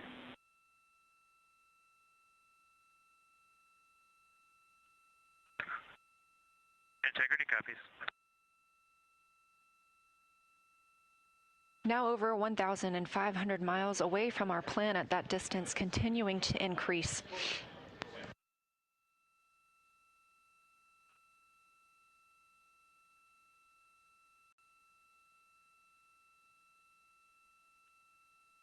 You can keep track of Orion's distance from the Earth and to the moon at any time by visiting nasa.gov/track-Artemis. We are currently 242,800 miles away from the moon and continuing to get closer. We will do so until flight day 6 when we make our closest approach during the lunar flyby.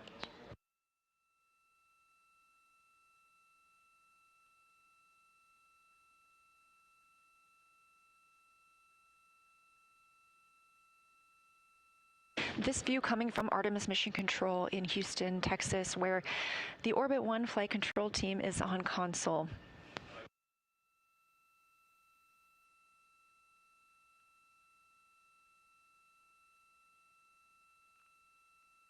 Team members continue monitoring the flight of Orion and the systems aboard the spacecraft.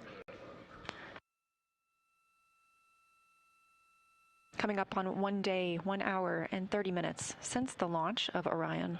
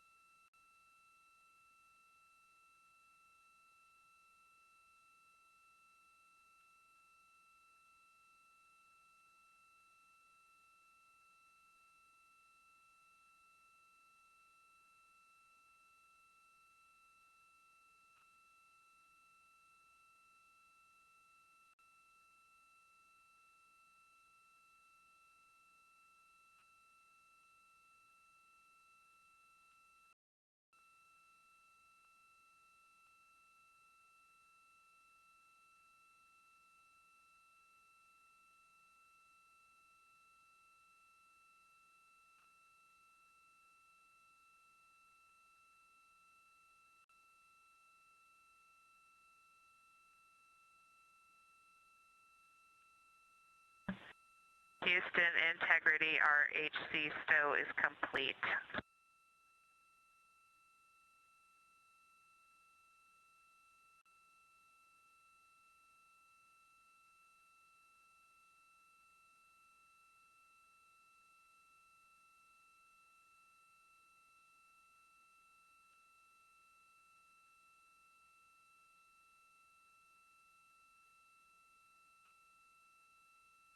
We recently heard a call that the Integrity, we copied. RHC stow is complete on TDRS East.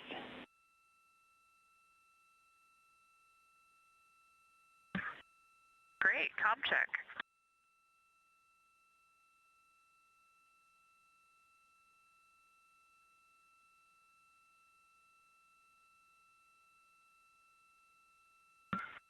Houston, integrity, we have lost DU2. It appears it may be power cycling with a DAC message of DU2 comm fail.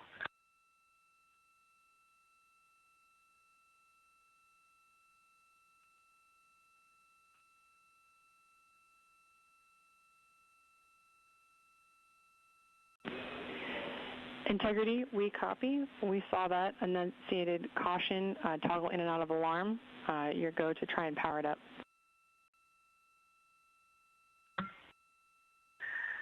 And Houston, it was in a power cycle after going down, and it has come back up. We are going to go ahead and understand the prop cautions are no action. They are recurring and going away a few seconds later. We'll stand by for any other troubleshooting words on DU2, but so far it looks like it's nominal.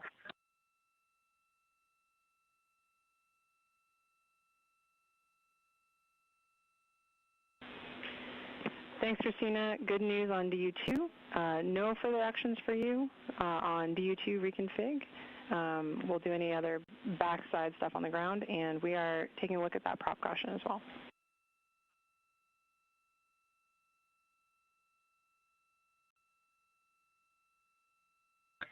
Copy all, and copy also the good comm check on TDRS.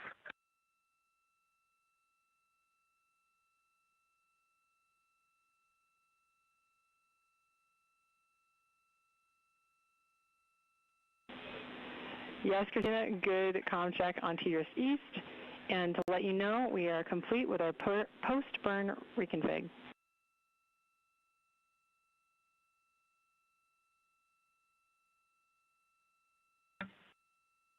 Copy all.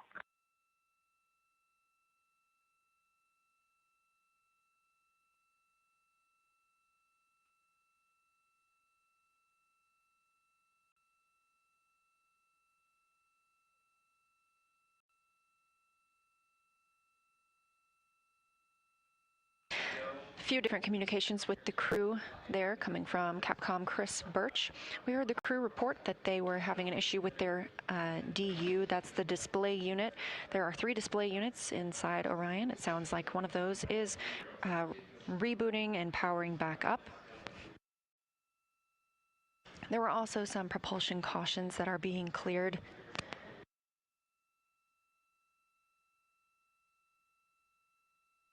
Additionally, we are still on the Tracking and Data Relay Satellite System, or TDRS, and have handed over to TDRS East, confirming that we had a good voice check on TDRS.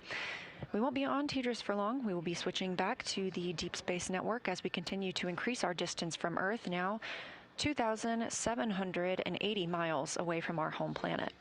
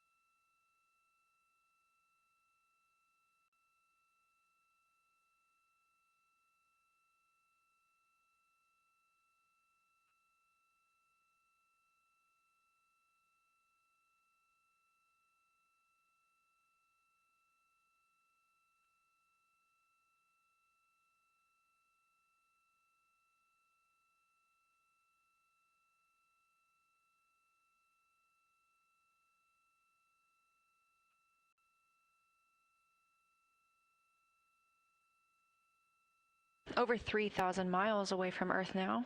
Integrity, we are maneuvering to the Earth viewing attitude.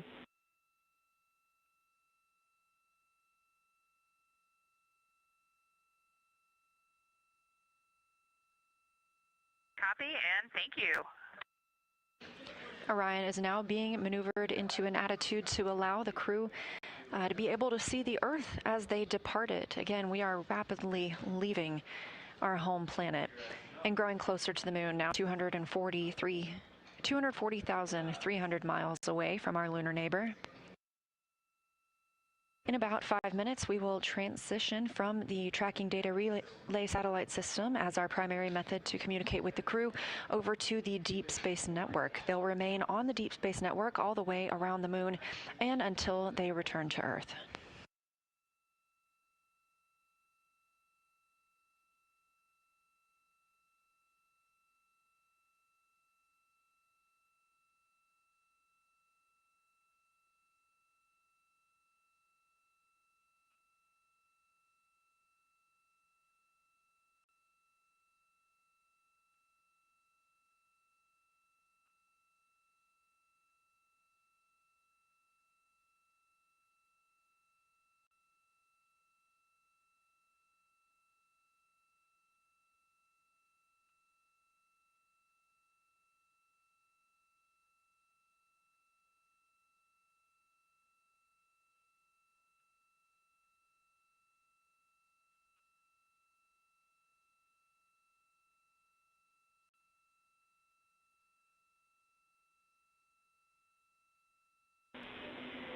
Integrity, we have completed the cleanup steps from our leak suspected warning that has cleared the board.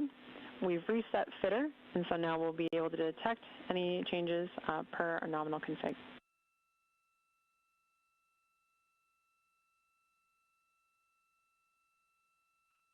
That's great news, Houston. Thank you.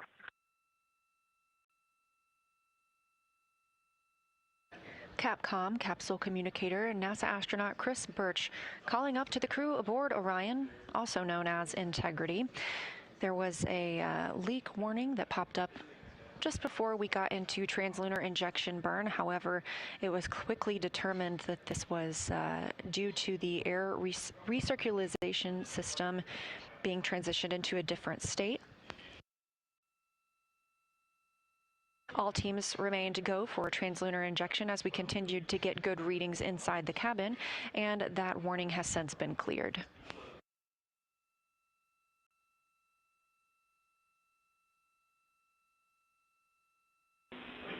Integrity, 2 minutes to TDRS East to DSN handover.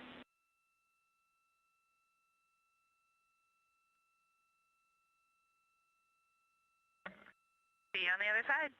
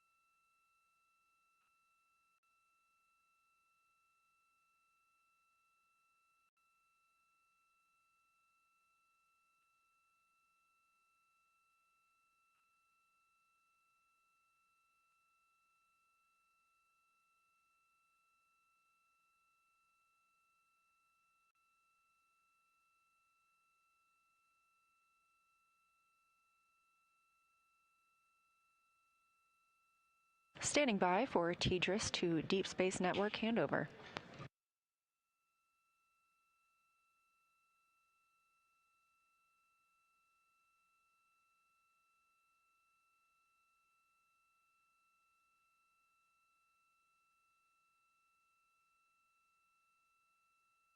We're now handing over to the Deep Space Network and expect to hear some comm checks once the crew is on the other side.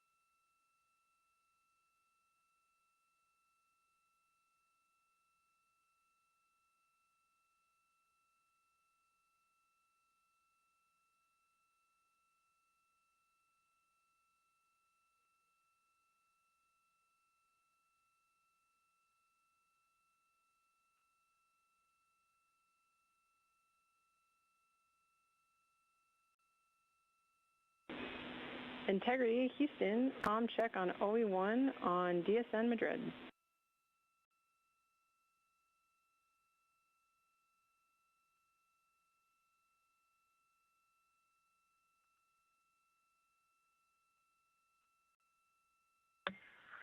We have you loud and clear. Copy, we have you the same.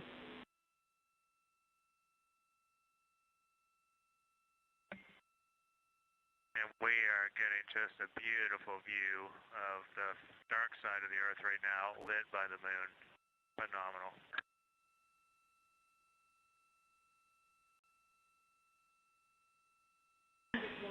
That sounds amazing. We hope you're taking some pictures for us.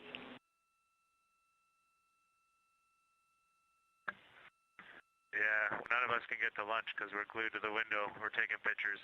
Reed said he just can't take it anymore.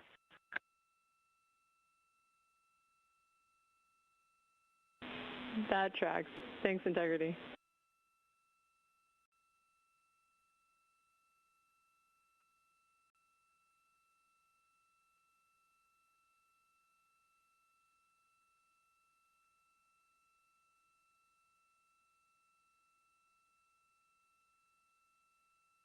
We have good communication checks on the Deep Space Network with the crew aboard Orion. Commander Reed Wiseman, Pilot Victor Glover, Mission Specialist Christina Cook, and Mission Specialist Jeremy Hansen, having recently completed the Trans-lunar injection burn, are now on their way to the moon. The Orion spacecraft was oriented so that they would be able to see out the windows as they departed Earth. We are now 4,687 miles away from our home planet, a number that's continuing to grow and will do so until we fly by the moon on flight day 6.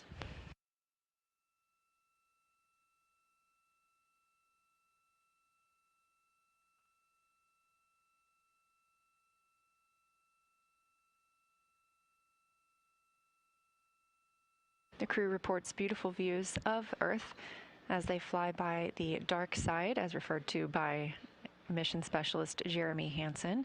They are taking photos that we will expect to see downlinked later on and look forward to sharing.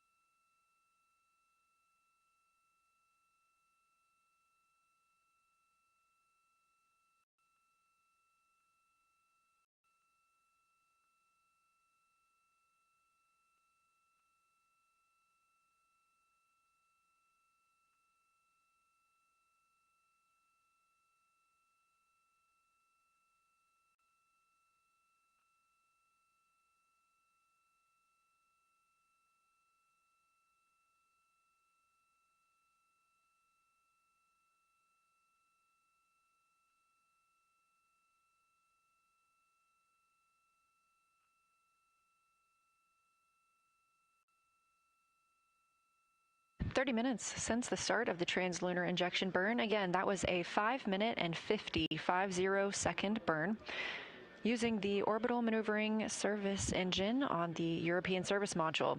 This was the burn that committed us to flying by the moon and returning home to Earth on Flight Day 10.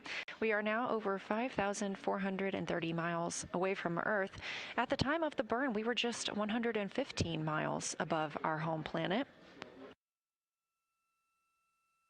We're 237,000 miles from the moon. This view inside Mission Control Houston as teams continue to monitor the systems aboard Orion. Everything looking great after that trans-lunar injection burn. Orion is also back on the Deep Space Network, which allows us to communicate with the crew as they travel farther away from our home planet. The crew is also in their timelined midday meal, but as we heard from mission specialist Jeremy Hansen, they are all glued to the windows, getting some views of Earth as they depart.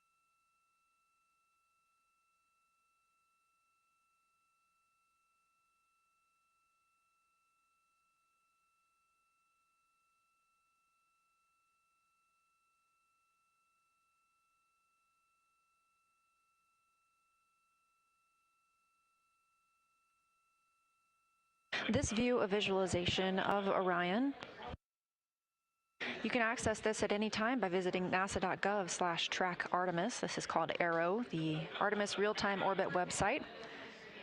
This is live throughout the mission and allows you to see just how far we are from Earth and close we are to the moon.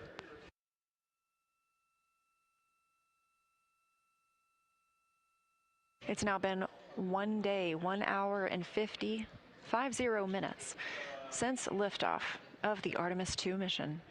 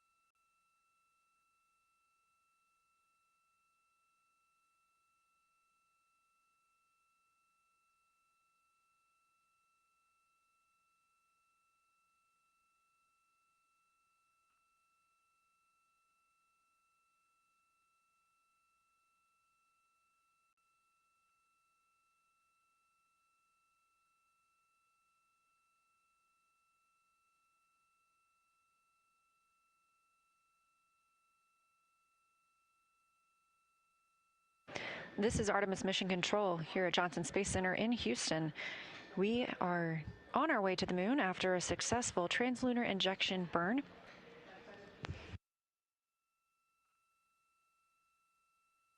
We are expecting a news conference this evening to discuss the status of the mission at this point, the trans-lunar injection burn itself. That's slated to begin at 8:30 p.m. Eastern, 7:30 p.m. Central Time. It may get a bit of a delayed start. Integrity, for your information, the PCL pointer is set to slot 2 for post-TLI.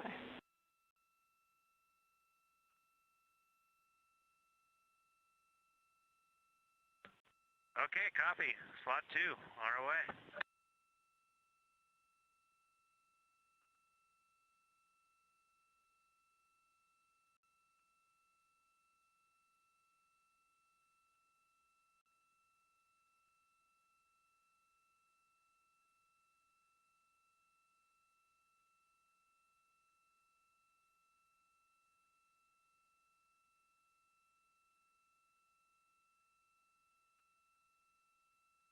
Again, as I was mentioning, we are expecting the news conference to start momentarily. If you're watching on YouTube, that news conference will air on this channel and you don't need to go anywhere. We will have that available as soon as it begins. In the meantime, Orion continues to increase its distance from Earth, now approaching 7,000 miles away from the planet. We've also gotten much closer to the moon. Just about 15 minutes ago, we were 240,000 miles away from our lunar neighbor, and now we are approaching 235,000 miles away.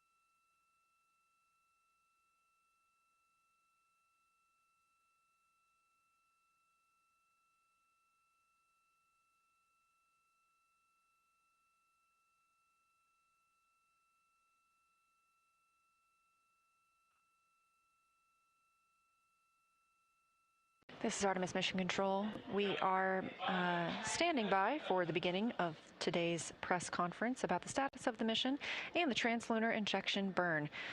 Completed that 5-minute and 50-second burn. Right on time and put us in the proper position to fly by the moon on flight day 6 and return to Earth on flight day 10.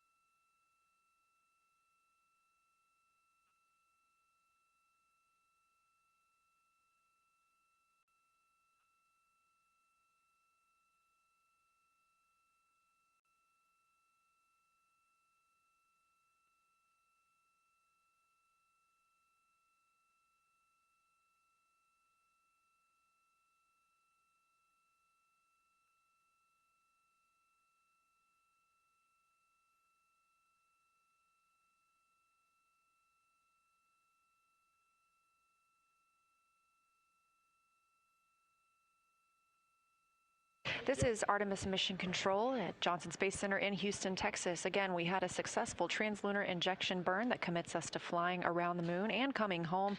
Our crew of 4 aboard Orion in their midday meal. And here on Earth, we are standing by for the start of our news conference about the status of the mission. If you're watching on NASA's YouTube, you don't need to go anywhere. We're going to bring that to you right here, and we'll be here in Artemis Mission Control.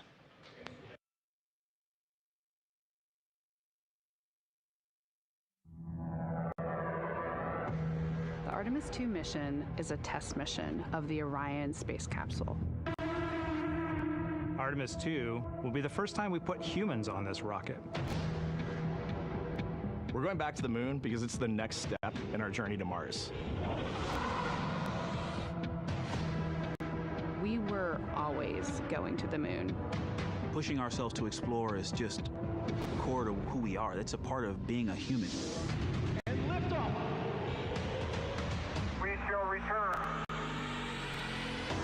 Continuing to test out every bit of Orion. Coming back to Earth, 7 miles a second. When humanity sets big goals, we can bring together genius from around the world. You have the best people on planet Earth putting this vehicle together. That's what's up. To innovate for the benefit of humanity and to inspire the world through discovery. And here we go.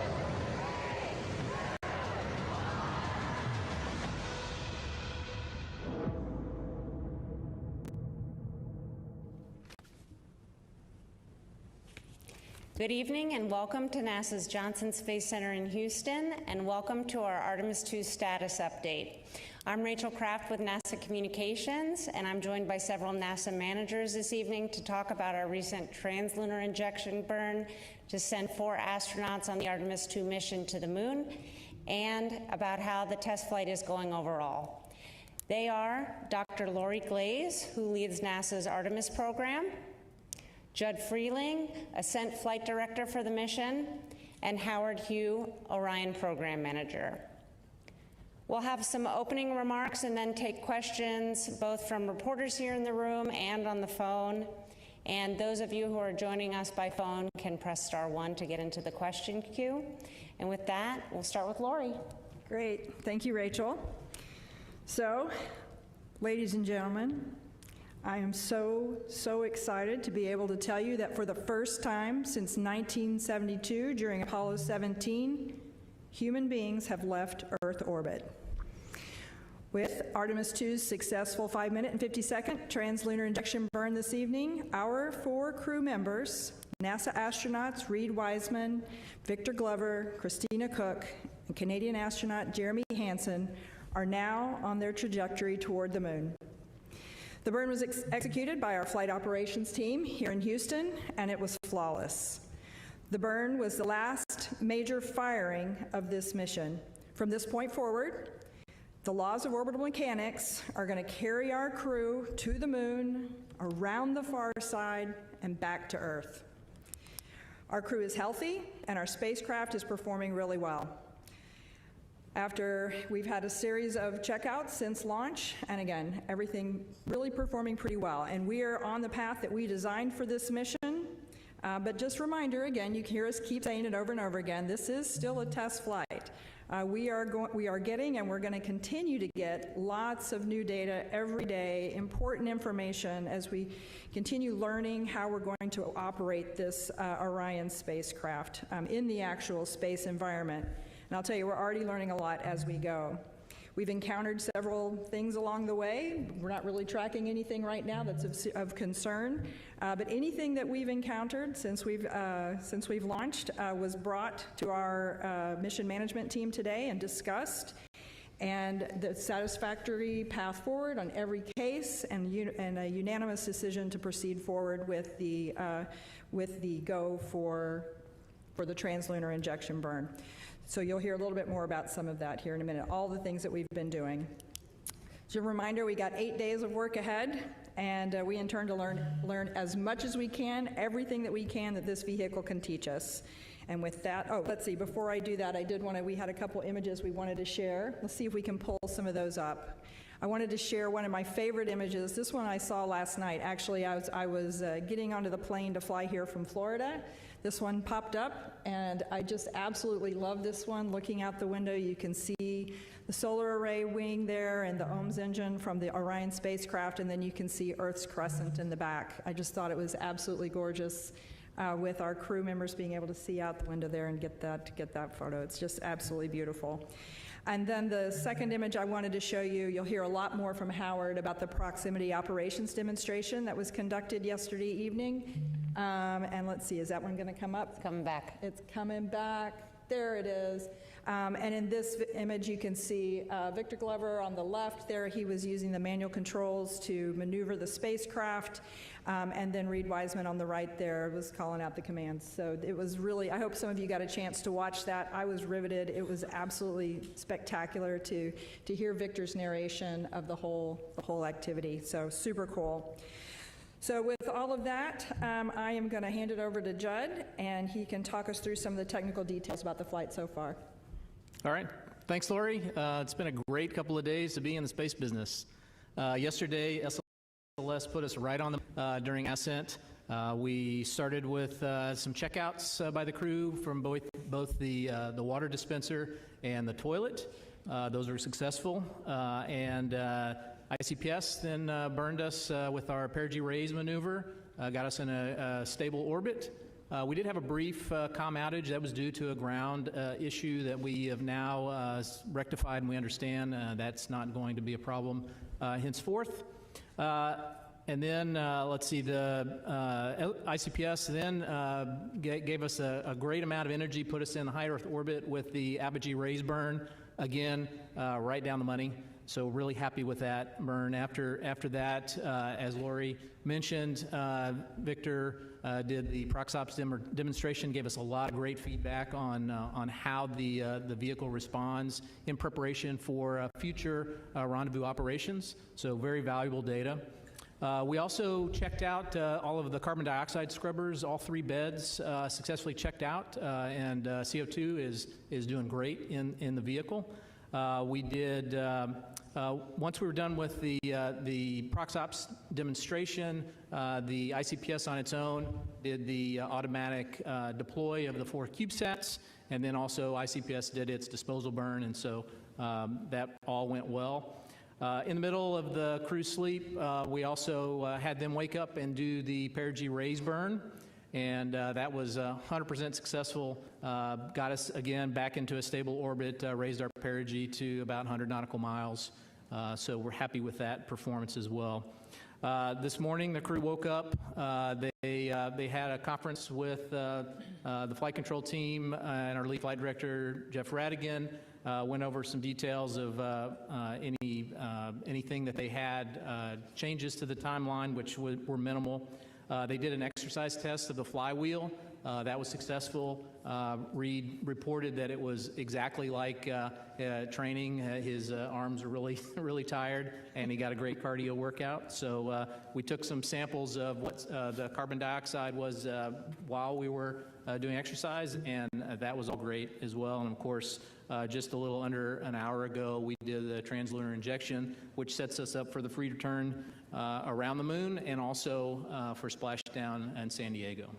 So with that, I'll hand it over to Howard to give you some more details on Orion. All right, thanks, Judd. Really excited to be here. Wow, what a great 2 days, huh? I haven't slept, I don't think, very much over the last 24 hours, just following all the things that have happened for the Orion spaceship. We had a perfect ride uphill, got into orbit, spent a good day, just checking out systems. And we're getting ready for TLI that Lori talked about, and a successful TLI and a really great precision burn that we just had. But I'll talk about the things that we accomplished yesterday.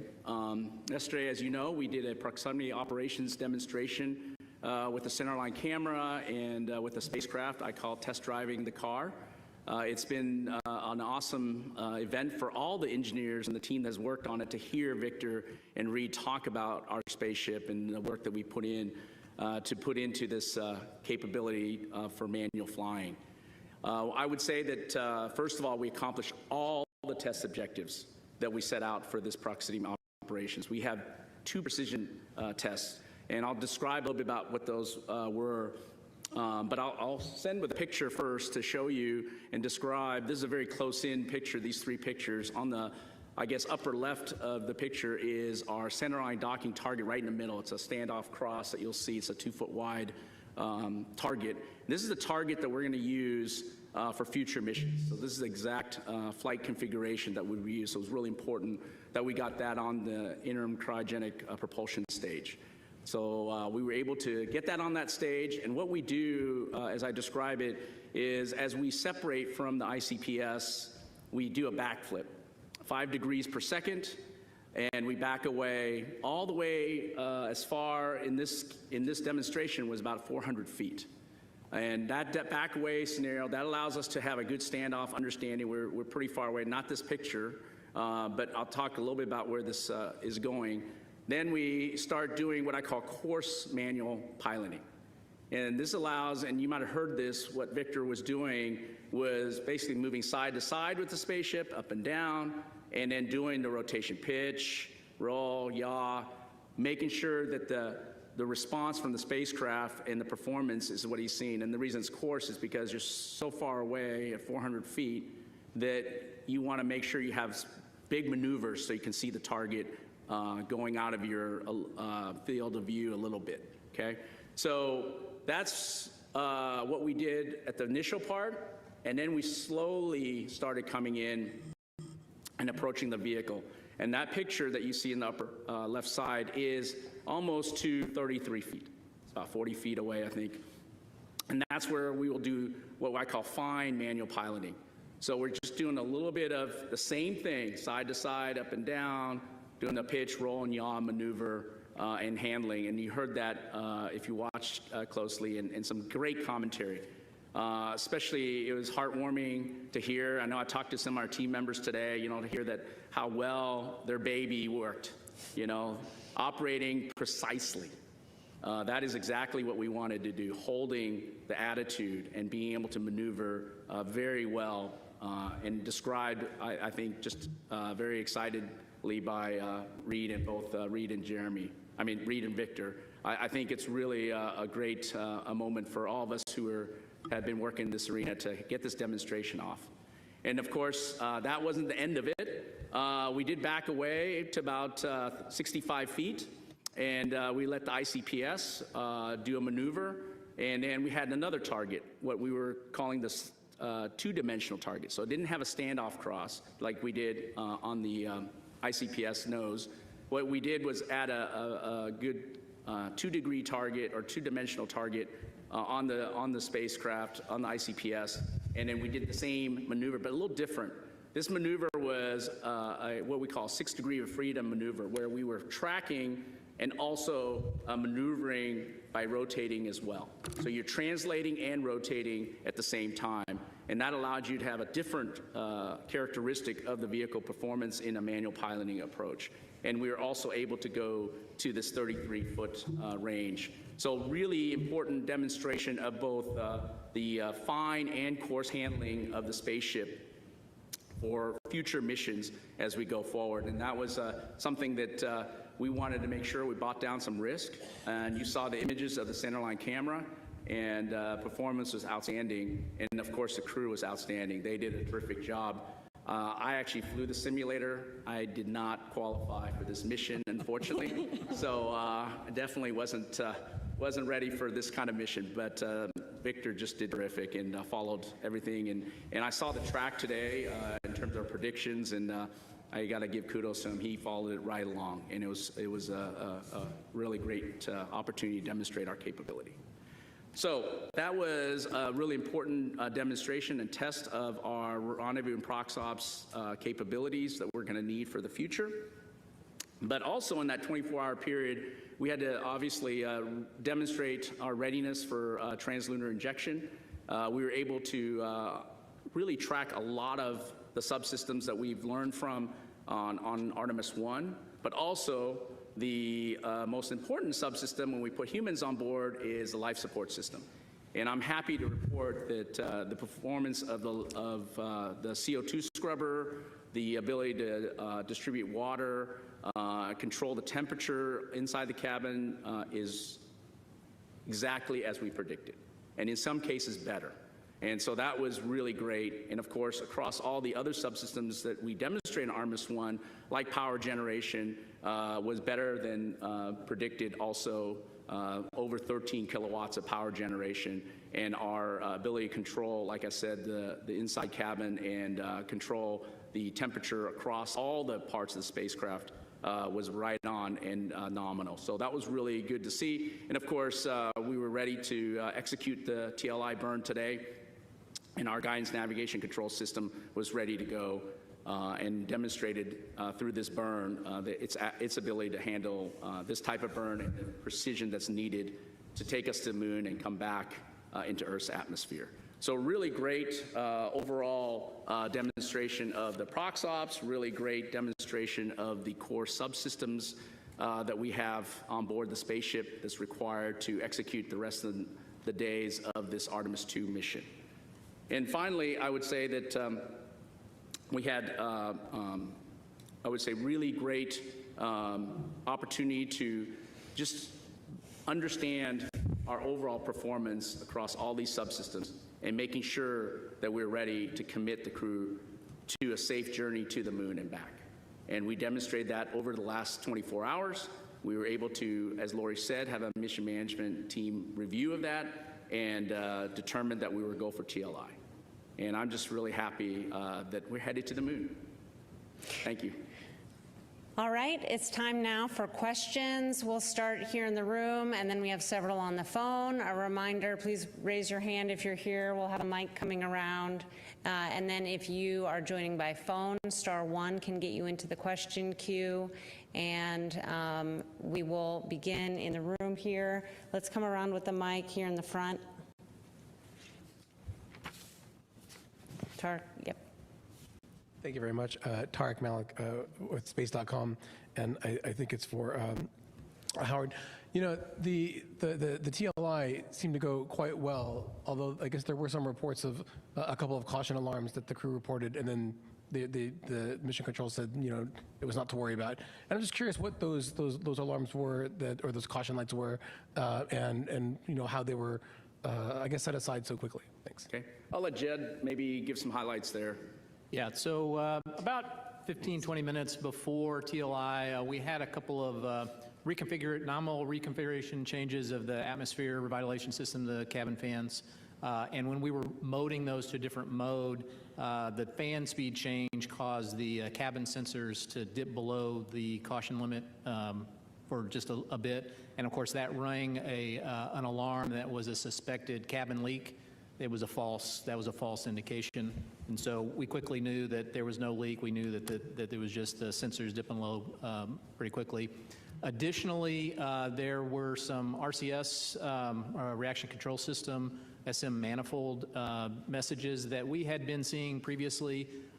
Essentially, whenever we're using that system, there's a pressure sensor divergence. And we've seen that before, and so we knew exactly what those signatures were. So again, not an issue at all. Eric. Eric Berger, Ars Technica, and just congratulations. So far, it's been spectacular to behold all of this. I guess two questions for Howard. You know, first of all, quick question: were there any thruster issues during the ProxOps demo? Any sort of outages or concerns with that regard? Did everything perform nominally? And then does the performance in Victor's piloting during that exercise give you confidence in Orion's handling for the maneuvers contemplated in Artemis 3 with one or two of the HLS? Yeah, no issues with the thrusters. They perform nominally and the performance is excellent. Relative to, you know, future confidence, you know, this gives us a lot of confidence in terms of close in. I've talked previously about being on the docking axis. It's very important for the crew because unlike Orbiter, where we were able to have situation awareness from the windows, when we approach closely, we are very dependent on the cameras and the LiDAR that will be on Artemis 3 and above for our relative navigation. And so this was a really good exercise of that. And of course, hearing the crew in a preliminary way through verbally, but we'll look at the data very closely and then get the post-flight report from them in detail. I think at first indication that the vehicle performed better than obviously they expected. And I think, for us, it was really good understanding of how the human-in-the-loop part worked. We know precisely what our capabilities are when we have automated capability, but having a crew in the loop and demonstrating their capabilities and being able to hold and be able to execute a translational and rotational maneuvers and being able to do that precisely is really outstanding. And I look forward to them coming back home, telling us all the nuances. I'll be sitting in hours with them and questioning them on how they felt about it and what the responses were based on the pulses they put in. But yes, it's very, very heartwarming to hear that from the crew, and of course, even better to get the technical data and play that forward. Go ahead. Mark Kirkman with NSF. This is probably for a combination of both Judd and Howard. Now that we're committed with TLI, during Trans-lunar coast, the attitude you're going to hold, what are the out-the-view windows for the crew? Are they going to be, what are they going to be able to see Earth with regard to Earth or the moon? And also, prior to the flight, you were talking about, based on TLI, what they would get to see when they do the close observation. It was based on the sun angle of high, medium, or low. What did we end up getting based on the launch day and the TLI that we're in? And if you don't mind, just based on what he said, I'd like to follow up with that, Howard. It sounds like, based on what Ike said and you said, that the handling qualities, tight, deadbeat damping, that this is better than you predicted. Is that a true statement? You want me to start first and go ahead. talk about that? I would say that, predictions are hard. There's a human-in-the-loop kind of element, and we practice that. So I would say, yes, definitely maybe better than we anticipated in a lot of ways, because there's variations by which we go into space. On a closed-loop control system, for guidance navigation control, when you have an automated system, you know precisely and you predict exactly how the system will respond. The crew is well-trained, and Victor did exactly what he needed to do, and the spacecraft responded. As far as where the vehicle will be pointed, most of the time we spend in a tail to sun attitude. So we take the back end of the vehicle, point it towards the sun, and so whatever the geometry is, that's what you get. We sometimes have the advantage when we have good power balance, we can move the solar arrays that have cameras on the end, and we can move those around and see what look back at the Earth or look forward at the moon. Also on flight day 6, whenever we do the lunar closer approach, we'll change attitude, make sure that the crew has those views of the lunar surface. As far as the lighting of the moon, this was a lower lighting day that we launched. I think it was in the 20 to 30%, 20% lit area. So we'll still get good shots from the crew. We'll still get great descriptions from their Mark I eyeballs. But we're going around the moon, so that's the main thing, right? Okay, we'll take two more on the end here, and then we'll go to the phone. So go ahead, Jackie. Hi, Jackie Waddle, CNN. Quick question for Howard. I know Victor said that he was going to give the Cooper-Harper rating scales during the prox ops. Are you able to share those numbers? Just curious to know how it handled. And then also would love to just ask a general question about the crew, how they're adjusting to orbit. Specifically curious about the first-time flyer and whether there's any space adaptation syndrome without, invading privacy. Thanks so much. Yeah, I'm sure we can share the Cooper-Harper handling qualities. We did assessments with the simulator, and we'll do it as part of this demonstration, and love to hear that feedback. I think we got some additional feedback, like I said, but look forward to that. Yeah, definitely. But I'll let Judd answer the other question about as far as the crew members, they're doing great. There's no indication that they're having any problems at all. So I don't expect that they're having any problems. Hi, Lauren Grush with Bloomberg. Thanks so much and congratulations again. I wanted to ask about the troubleshooting of the toilet that happened on that first day. Can you just explain to us what the issue was and how they fixed it? And on a priority scale, would you say this was a #1 priority or a #2? So when, we had always planned to wet the toilet with some water that we had pulled out of the PWD, the potable water dispenser. And it turns out, I guess, we didn't put enough in, and so the pump was not fully wetted, and so it has automatic fault detection in that if it's not fully wetted, it'll shut itself down. So once we figured out that we didn't put enough water in, we put more in there, made sure that it was essentially primed, the pump was primed, and then the toilet came right back up. I will say that in addition, a good kind of byproduct of this, while we're working through those procedures, we were able to check out the secondary vent line for the urine as well, and so that was a good. That's an alternate path. If we could not go with the primary line, we were able to bend out on the secondary line, and we were able to demonstrate that. And we didn't demonstrate it today, the primary vent line through the working toilet. So I think both lines are working well, and really happy about that. Yeah, I'll just add real quickly that I think this is a great example of some of the procedural things as we're learning to work and live in the Orion capsule. We've got real humans in there. They're trying to live and learn, and we're gonna learn things along the way. Oops, we need to do this. We need to prime it first. This is the kind of things we're gonna get. All right, we'll take several questions from the phone now, and we'll start with Marcia Dunn from the Associated Press. Oh yes, hi. Good evening. I have a question probably for you, Lori. Could you just or anybody really, could you talk about the stress level in mission control prior to the TLI burn? I mean, were you really sweating it there? And now that that's done, do you have any new revised numbers for the lunar flyby distance? Do you still think the Orion's going to go 4,000 miles past the moon before turning around, maybe closer to 5,000? Any new lunar distance numbers from today? Thanks. Hey, Marcia, thanks for the questions. I'll let Judd speak to what the mood was like down in Mission Control. I was actually sitting up observing the room and listening in on the loops, and everything was, it seemed like it was going very smoothly. They always seem so calm and controlled down there in Mission Control.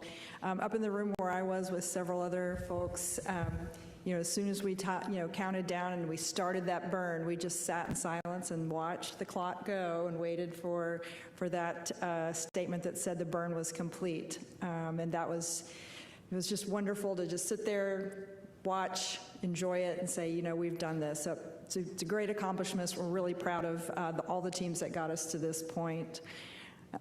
Let's see, the second question, about the distance. So the anticipated distance, I believe, was around 4,600 miles from the surface, is that right? And it's a good burn, so I'm anticipating we'll be pretty close to that, but I don't know that anyone's done the actual calculation yet. Yeah, assuming that we had a nominal burn, which we did, the max distance that our folks calculated was 219,630 nautical miles max distance from the Earth. Yeah, okay. So, as far as the mood in Mission Control, these teams have done lots and lots of simulations, and so I would say they're consummate professionals. Everybody, even with the sensor problems that we had, able to do the TLI and get us through everything, perfectly. So, I mean, I wouldn't say there's any stress level at all. Yeah, maybe, Lori, I'll jump in on the mission evaluation room that supports the flight control team. I was in there with the team, and, we have high confidence in our main engine. We've operated several times on Artemis 1, and of course, we operated the upper stage separation burn as well. And I'll just tell you, everybody was standing, not so much nervous, just excitement. And then in one of our conference rooms where we had a couple of GNC experts with us, we geeked out and talked about TGO, VGO, Lambda, Lambda dot, and teaching class on how these burns were calculated, what the guidance targets were, and it was really fun to listen to that while we waited for the TIG. So it was really fun. All right, our next question on the phone line is from Andrea Leinfelder with the Houston Chronicle. Hi, I have a question on the exercising. So I was watching the video when Reed was exercising, and I know Mission Control kind of started chuckling because you could see the movement. So I was wondering if you'd kind of quantify a little bit how much it was moving. I know it was expected, but I'm still curious to know how much. Also, just a technical question. Would you say that Orion was in high Earth orbit or low Earth orbit during the TLI burn, just because it seems so close to the Earth? Thanks. Let me take that. Let's see, as far as the exercise, the Flywheel machine, it's a little bit like a rowing machine. I think you saw that. I mean, are you asking, I didn't quite understand the question, like how much movement does the capsule do while we're doing the movement? Is that the question? Yeah, I don't think we saw anything that we didn't expect. Yeah, you'll see some solar ray dynamics, which is expected. But it didn't perturb any of our control where we've had to make any adjustment, big burns or anything like that to control the attitude is where you would hear or get affected by those dynamics. Of course, we'll look at the data. I wasn't sitting in front of the data console today, but I just saw it on the videos that were coming down, and we'll talk to the team, but we didn't expect anything different. I asked our guidance navigation guys if there was any issues, and they said nope, didn't see any issues relative to exercise. And then, of course, we'll always look at the data and go by that, but looks good so far. Let's see, and the other question was, were we in a high Earth orbit when we did TLI? Yes, technically we were, but we were at the lowest part, perigee of the orbit, so we were about 100 nautical miles off the Earth's surface, traveling about 23,000 and change miles per hour. And so because we did the TLI burn, now that takes us out of the high Earth orbit and gets us on that free return trajectory to the side of the moon. Okay, next up is Nell Greenfield-Boyce with NPR. Hey, can you hear me okay? Thanks Yes. for having this briefing. I would appreciate hearing a little more about the water dispenser situation. It sounded like just before the burn, they were doing what they were calling like water ops, and they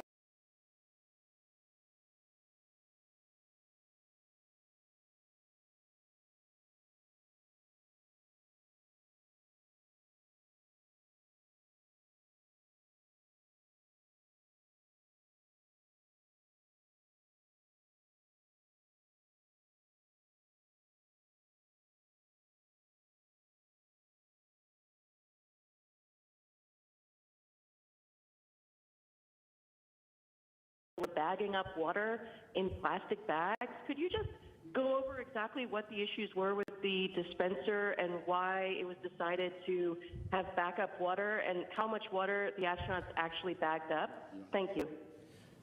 Yeah, great question. So during ascent, so we have 4 water tanks in the Orion service module, and each one of those tanks has an isolation valve between them. The isolation valve between the middle 2 tanks failed closed during ascent, and so it essentially isolated 2 tanks on one side and 2 tanks on the other. Each end of those tanks goes to one of 2 different water dispensers, a primary and a secondary, so we have full access to all of the water. However, in an abundance of caution, we decided probably good, just in case we have a subsequent failure of an isolation valve, to bag some water, and so that's exactly what we did. We're going to bag some water in the cabin and preserve that just in case we have a subsequent failure. Okay, our next question is from Joey Roulette with Reuters. Hey, thanks. I just wanted to clarify the predicted maximum distance from Earth. Did you say 219,000 miles? And is that based on, and that's based on the TLI burn that was just done today, right? Those are our predicts prior to us performing the TLI burn, so that assumed a perfect TLI burn, so I haven't gone and run those numbers again. And just real quick, the reason I asked, of course, is because that's far below the record breaking for Apollo 13. Is that your guys' understanding, I guess? That's in nautical miles. So the Apollo distance record in nautical miles was about 216,000 nautical miles.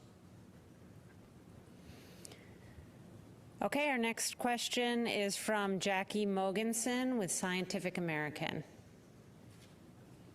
Hi, thanks for this. I have a bit of a general question and then a specific one. The general one is, how do you feel like everything is it going to plan, and are there any concerns you're keeping an eye on at this point?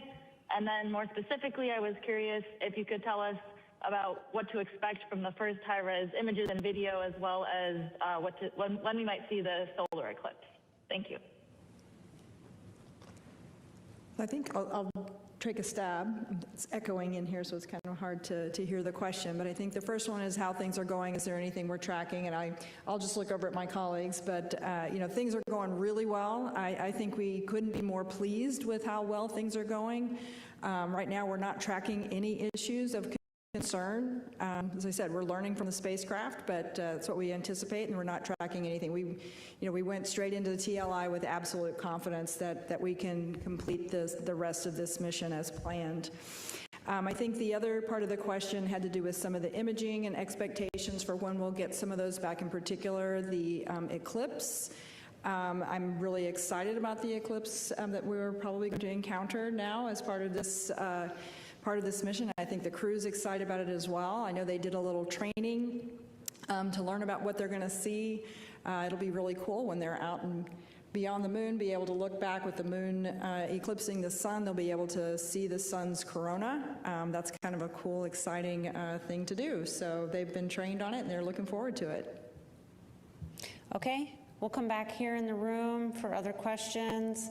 Let's start here in the second row. Hi, Michael Atkinson, Houston Public Media. There was a little bit of online chatter about the Outlook issues that were happening with Reed Wiseman. I was wondering if you could talk a little bit about what exactly was going on with that. Yeah, this is not uncommon.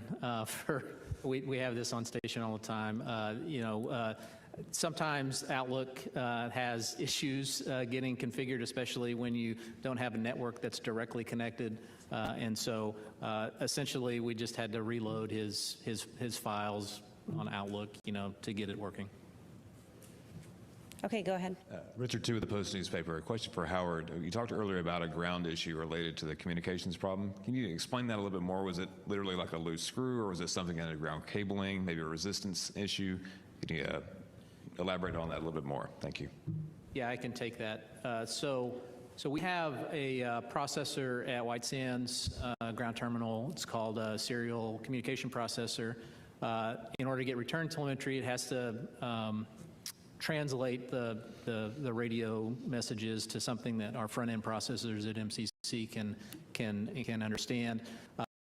So that processor is supposed to be in a configuration for nominal S-band Orion telemetry.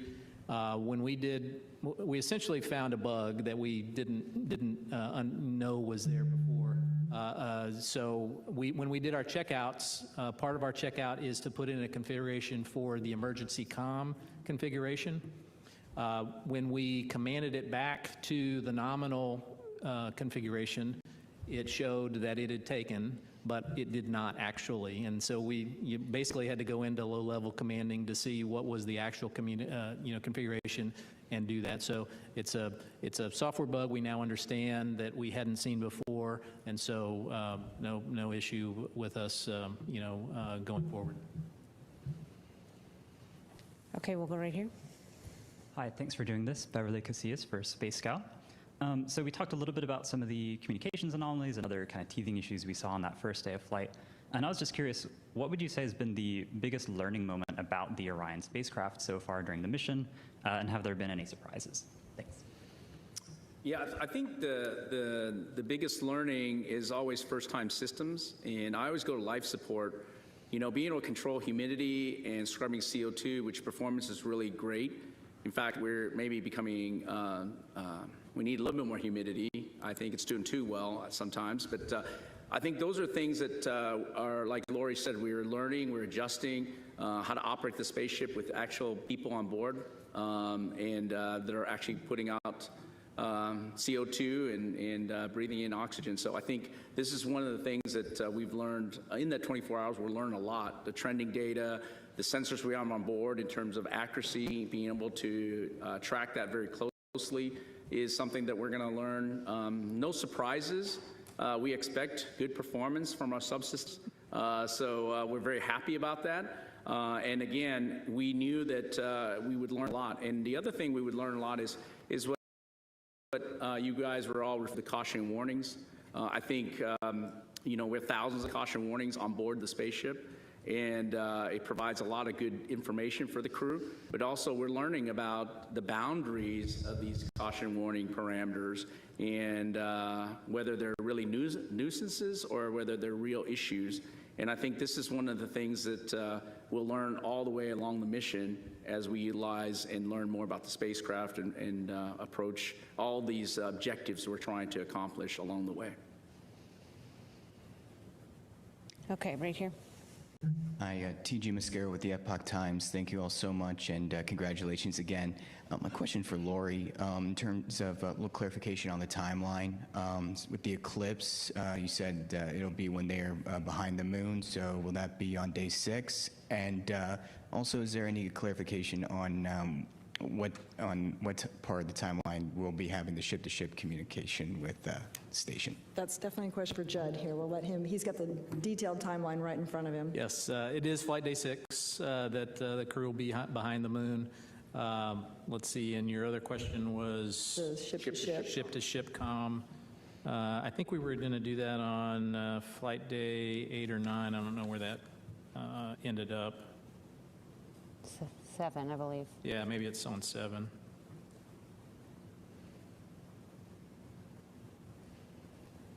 Yep, it's flight day 7.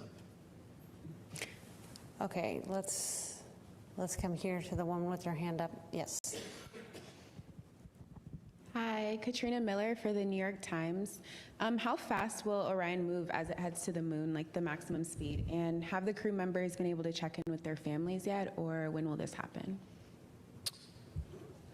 Okay, so it changes speed as it goes around in orbit. The maximum speed we just experienced at TLI, which was, we started off at 23,600 miles per hour.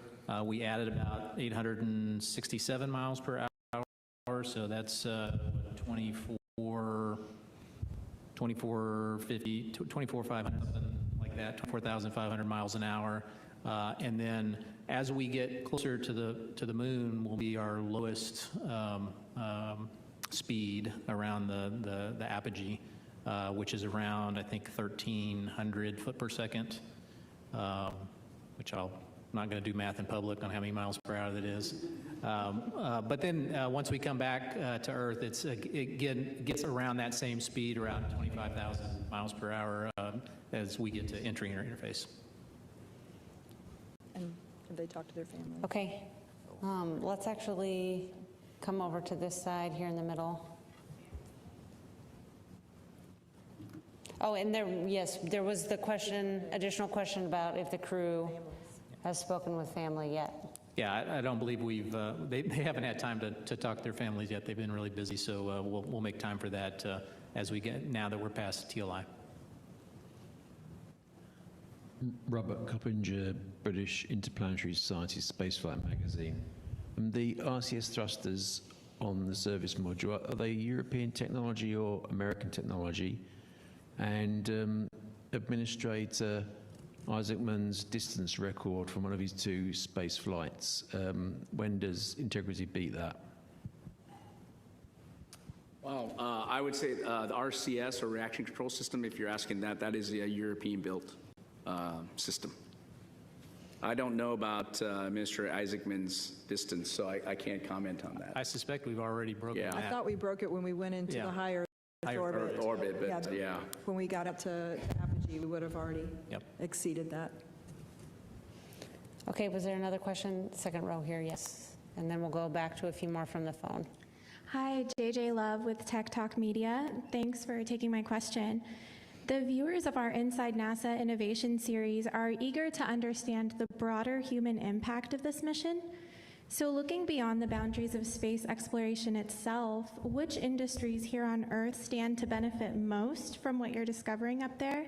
And what is being learned in the mission that will tangibly improve life for people down here? Oh, those are some good questions. I think from the industry standpoint, I think there's a whole range of things that we're going to benefit. Number one, just thinking basically just in our production capabilities within the U.S. and around the world. But I feel certain we're going to be pushing boundaries of technologies as well, not just in the systems that we're flying on the rockets, but even in some of the things we're testing out inside the crew cabin for the crew to use, the cutting edge of technology. So a lot of amazing things there. And then what was the second part of your question?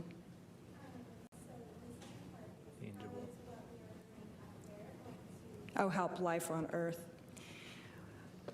That's always a wonderful question, and I really feel like the exploration that we do is just inspirational for everyone here on Earth, hopefully inspiring our young people around the world, the Artemis generation that's growing up now to want to grow and achieve and to learn and to start trying to think through where they're going to dedicate their talents as they get older and learn the different skills that we need to cut the edge of new technologies into the future.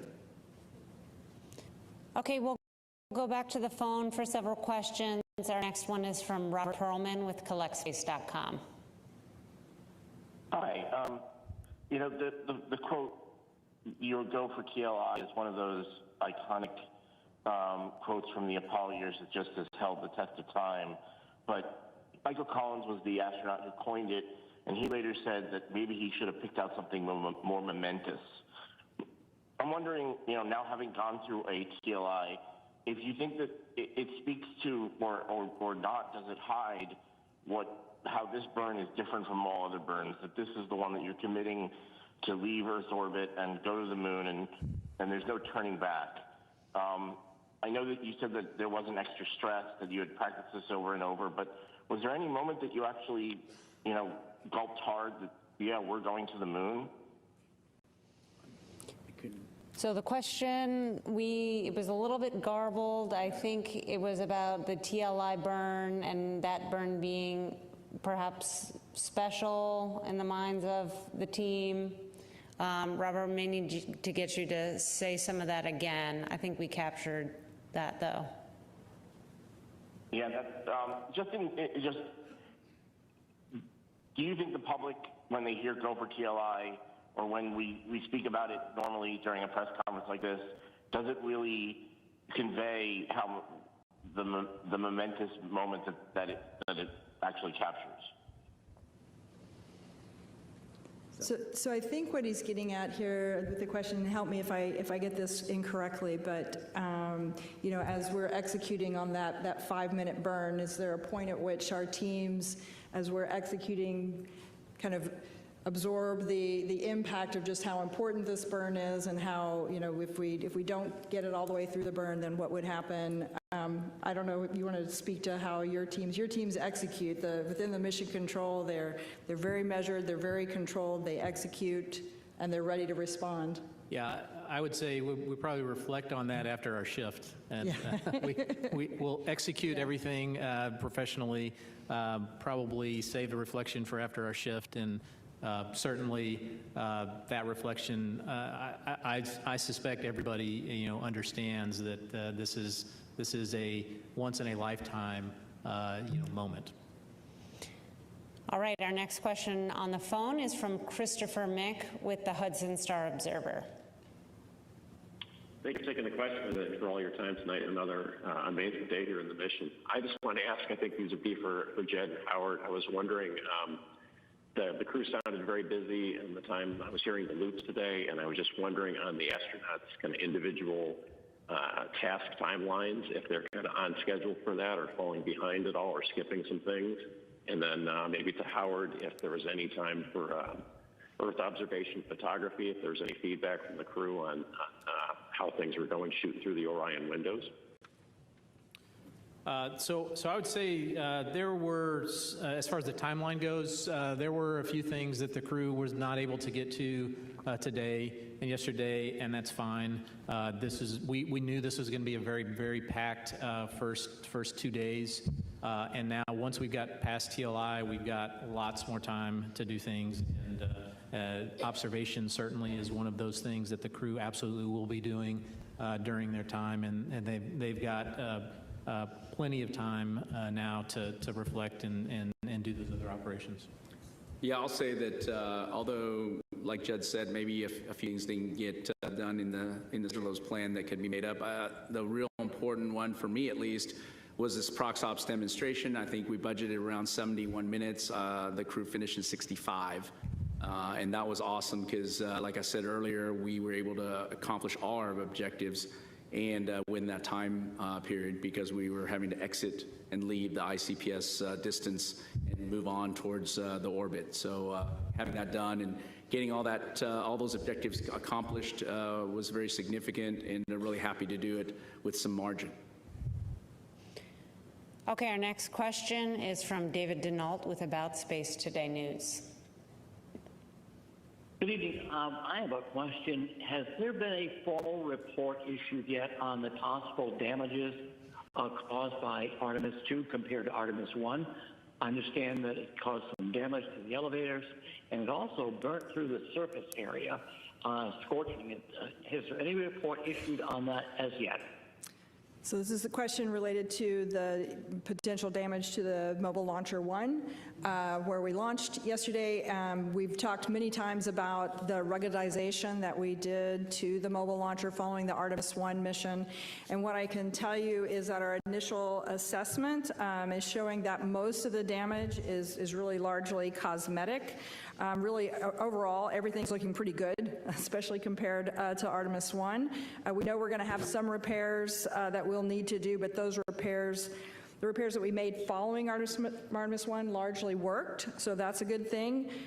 We are in the process of doing an in-depth assessment of what kind of damage was received there. We do know that there were some bolts, some latching bolts that perhaps didn't hold as anticipated, and there was some, I believe, some issues down in the firing well there. But we're still doing the assessment, so hold tight, and we'll get you some more details as we better understand exactly where that mobile launcher is right now. Okay, Philip. Hi, Philip Sloss. I guess a quick follow-up with Lori about the mobile launcher. After the first launch, there was a pneumatic leak. You didn't see any issues in terms of the continuity with the pneumatic systems in those lines? Everything's doing extremely well, actually, yeah. And the water suppression system was able to wash things down, so we didn't have the issues of the concerns with corrosion, the pneumatics. All of the other systems seem to fare extremely well. Okay. And then a quick one for Judd, hopefully. On the first launch, SLS had a tiny underspeed at MECO. And I know they were looking to make some tweaks so that they would hit the exact targeted MECO. What did you see yesterday during the ascent? Yeah, as I mentioned, right on the money. Okay, thank you. Hello, I'm Kaya Burgess from the Times of London. How closely did you study in planning this mission the free return slingshot trajectory of Apollo 13 in terms of the lessons to be learned of what to do similarly or what to avoid, and how different will this trajectory be from the only other time humans have taken that trajectory around the moon and back? You take it. Okay, so it is slightly different from Apollo 8. Apollo 8 actually went into the lunar orbit, gravity well, right? Orion doesn't have the capability or the propellant to do that, and so we're taking advantage of the gravity to slingshot Orion back around the moon.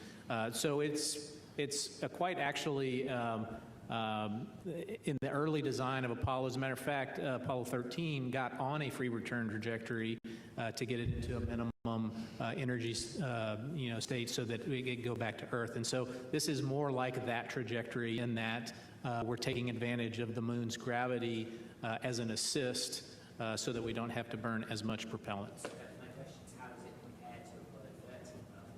Oh, 13, not 8. Okay, yeah.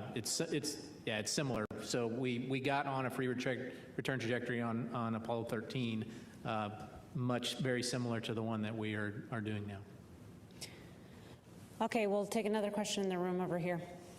I'm just wondering, I work in television, and when they're going around the moon, what are the visuals going to be like? Because I know Apollo 11, when they were live, they're black and white.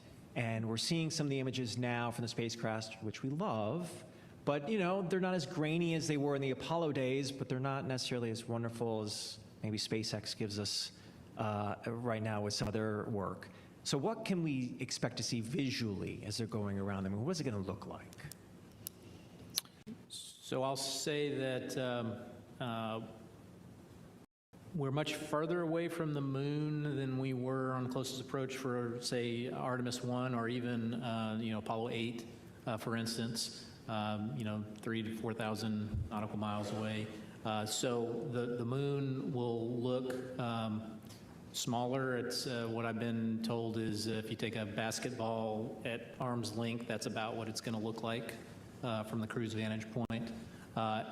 Certainly the camera technology is a lot better than it was in the 60s, so we'll have that advantage. We also have some really